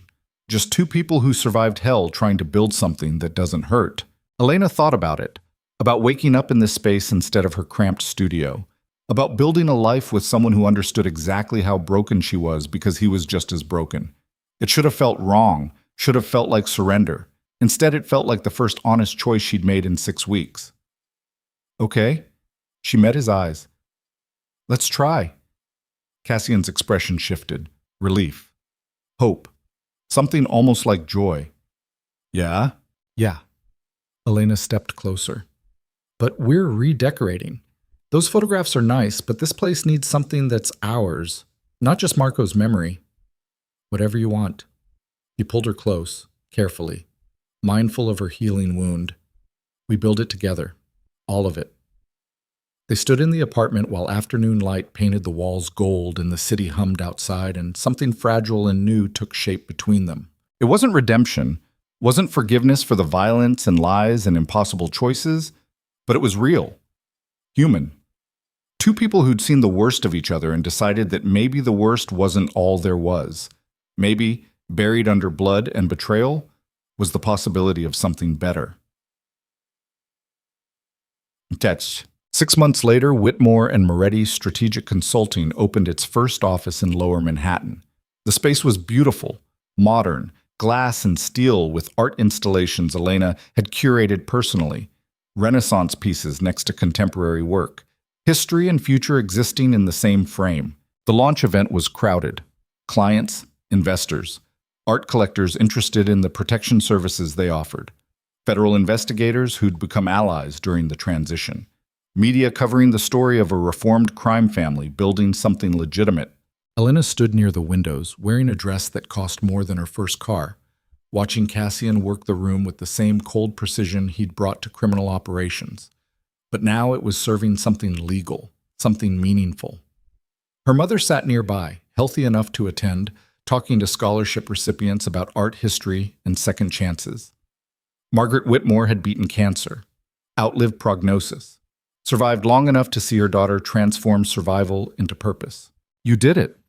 Marco appeared beside Elena, holding champagne. He'd stayed on as head of operations, helped transition the legitimate business, remained loyal even when loyalty meant abandoning everything he'd known. 6 months ago, we were running criminal networks. Now we're consulting on cultural asset protection for museums. It's weird. It's better, Marco smiled. Marco would be proud of both of you. Elena looked across the room, found Cassian watching her. He excused himself from a conversation and walked over. How are you holding up? He touched her back gently, protective gesture he'd developed over months of learning how to be human instead of terrifying. Good. Overwhelmed, but good. Elena leaned into him. Is this real? Did we actually pull this off? We did. Cassian's voice held something close to wonder. Legitimate business, federal clearance, contracts with actual museums instead of smuggling networks. He paused. It's not exciting, not dangerous. Is that okay? It's perfect. Elena turned to face him. I've had enough excitement to last a lifetime. Boring sounds amazing. Good, because I'm planning on very boring for the foreseeable future. He pulled out a small box, set it on the window ledge between them. Except for one thing. Elena stared at the box, at the velvet that suggested exactly what was inside. Cassian. I'm not asking yet, just showing you it exists. He didn't open it, just left it there. When you're ready. When we've built enough trust that this feels right instead of terrifying. But I want you to know I'm serious about this, about us, about building a life together. Elena's throat tightened. 6 months ago, she'd been a broke barista with a dying mother and no options. Now she was standing in her own office, wearing designer clothes, looking at an engagement ring from a reformed crime boss who loved her enough to wait until she was ready. It was insane. All of it. But it was also exactly what she wanted. Ask me in a year. Her voice came out rough. When we've proven we can do boring without killing each other. When we're sure this is real and not just trauma bonding. A year. I can do a year. Cassian picked up the box, put it back in his pocket. But fair warning, I'm very patient when I want something. I've noticed. Elena kissed him. Brief, gentle. The kind of kiss that promised more later when they were alone. Thank you for all of this. For keeping your promise to Marco. For building something that matters. Thank you for making me want to. Cassian's hand found hers. I would have kept being a monster if you hadn't shown me there was another option. You were never a monster, just someone who'd forgotten how to be anything else. Same thing. No. Monsters can't change. You changed. That makes you human. Elena squeezed his hand. Deeply flawed, occasionally terrifying, but human. Across the room, someone clinked a glass. Speeches were starting. Elena and Cassian were expected to address the crowd. Talk about vision and mission and building bridges between cultural preservation and modern security. Normal business owner stuff. Boring. Safe. Exactly what they'd fought for. They walked to the center of the room together. Partners in every sense of the word. Cassian spoke first. Thanked investors and clients and the team who'd made the transition possible. His voice was controlled, professional, but Elena could hear the emotion underneath. The relief of finally becoming what his brother had died believing he could be. Then Elena spoke. Talked about art history and pattern recognition and how the skills that made her good at decoding Renaissance trade symbols translated perfectly to protecting cultural assets in modern global markets. She didn't mention the violence, the shooting, the federal investigations. That was the past. This was the future. When the speeches ended, the crowd applauded, music started, people mingled. Elena and Cassian slipped away to a quiet corner. Just the two of them and the city lights stretching below like possibilities. We did it. Elena's voice was quiet. We actually survived and came out the other side. We did. Cassian pulled her close. And we keep doing it. Every day. Building something real instead of just destroying each other. Is it always going to be this hard? Probably. We're both damaged, both carrying trauma. That doesn't just disappear. He looked down at her. But we're damaged together. That counts for something. It counts for everything. Elena rested her head against his chest, listened to his heartbeat. Steady, human, alive. They stayed like that while the party continued around them, and the future unfolded in directions neither of them could predict. 6 months ago, Elena Whitmore had been invisible, desperate, clinging to survival with bloody fingernails. Now she was building an empire, a legitimate one, with a partner who understood exactly what it cost to become something better than the worst version of yourself. It wasn't a fairy tale, wasn't redemption in any traditional sense, but it was real. Human. Two broken people choosing each other despite everything. And sometimes that was enough. 1 year later, on the anniversary of the warehouse shooting, Cassian proposed. Not in the office, not during some grand event, just the two of them in Marco's apartment. Their apartment now, with takeout containers and red wine and the comfortable silence of people who'd learned how to exist together. He pulled out the box. Same one from the launch party. Opened it to reveal a ring that was beautiful and understated and absolutely perfect. Elena Whitmore, you destroyed my brother's inkwell within 5 minutes of meeting me. You survived federal investigations, warehouse shootouts, and 6 months of learning how to run a legitimate business. You've made me want to be better every single day. He took her hand. Will you marry me? Elena looked at the ring, at the man holding it, at the life they'd built from ashes and blood and impossible choices. A year ago, she would have said no, would have run, would have protected herself from the risk of loving someone this damaged. But she'd spent a year learning that damage wasn't the same as broken, that people could carry trauma and still build something beautiful, that love didn't fix anything, but it made survival feel less lonely. Yes. The word came out steady. Sure. Yes, I'll marry you. Cassian slid the ring onto her finger, kissed her like she was the only thing in the world that mattered. And for those few seconds, she was. When they broke apart, both smiling, both crying a little, Elena looked at the photographs on the wall. Marco and Cassian as children, her father's picture that she'd added months ago, both men who'd believed in something better and died before seeing it. They'd be proud of us. Her voice was thick. I hope so. Cassian followed her gaze. I spent 6 years trying to honor Marco's memory. Took me that long to realize the best way to honor him was to actually become what he believed I could be. You did it. We did it, he corrected. I couldn't have done this alone. You made it possible. Elena leaned against him, felt his arms wrap around her, solid, real, home. Outside the windows, Brooklyn hummed with normal life. People going to normal jobs, facing normal problems, building normal futures. Elena and Cassian would never be completely normal, would always carry the weight of what they'd survived, the violence, the betrayal, the impossible choices. But they were building something real, something that mattered, something that honored the people who died believing in better. That was enough. More than enough. It was everything. 2 years later, Whitmore and Moretti Strategic Consulting had offices in 5 countries and a client list that included major museums, private collectors, and cultural institutions worldwide. The Scholarship Foundation had helped 300 students pursue arts education, kids who didn't fit traditional systems. Kids like Elena had been. Now they had opportunities she'd never dreamed of. Margaret Whitmore remained in remission, healthy, active, volunteering with the scholarship program and telling anyone who'd listen about her daughter, the successful business owner. The federal investigations into FBI corruption had resulted in 17 convictions. Grace Morrison's legacy was destroyed, her crimes exposed. Justice, incomplete and messy, but real.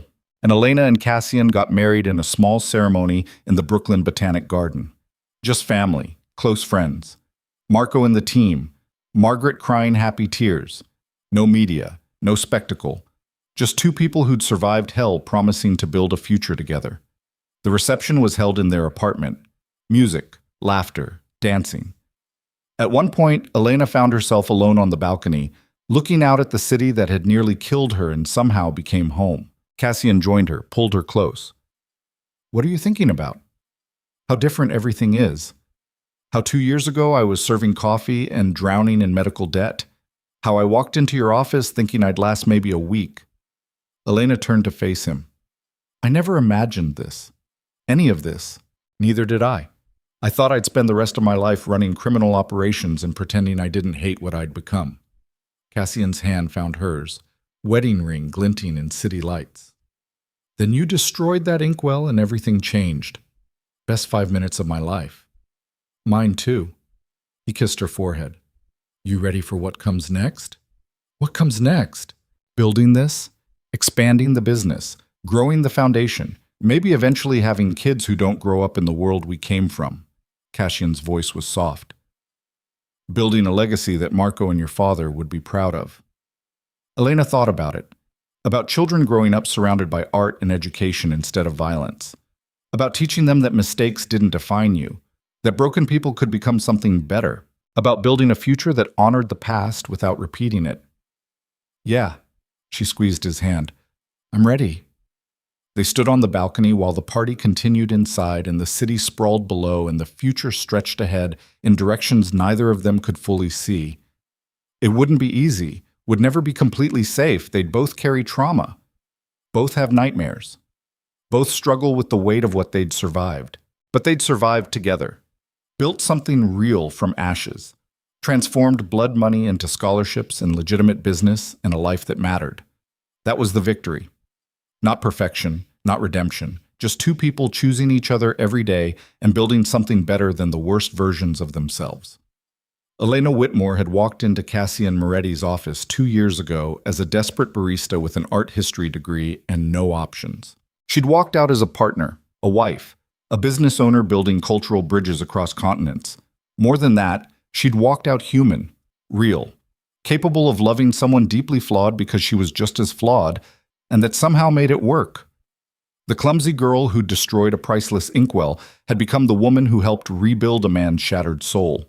And Cassian Moretti, the ruthless Sicilian enforcer who'd ruled New York's criminal underworld with ice and violence, had become someone capable of love and vulnerability and building something that didn't require blood to survive. They weren't redeemed, weren't forgiven for the choices they'd made, but they were real. They were together. They were building a future that honored the people who'd believed in better, even when better seemed impossible. And in the end, that was all anyone could ask for. Not a fairy tale. Not a perfect ending. Just two broken people becoming something more than the sum of their damage. Together, always together. The music from inside drifted through open doors, laughter, celebration, life continuing despite everything. Elena pulled Cassian back toward the party, toward their friends, toward the future they'd fought for and nearly died building. As they crossed the threshold, hand in hand, Elena looked back one last time at the city lights. Manhattan glittered like broken glass. Beautiful and deadly, and absolutely indifferent to human suffering. But Elena Whitmore was no longer invisible, no longer desperate, no longer the girl who'd survived on hope and coffee. She was someone who'd looked at monsters and become strong enough to stand beside them, who'd fallen in love with darkness and found light hiding underneath, who'd taken blood money and transformed it into something that mattered. The city didn't care, would never care, but Elena did. Cassian did. And together they were building something that would outlast the violence and the grief and the impossible choices, something human, something real, something worth surviving for. And that, finally, was enough.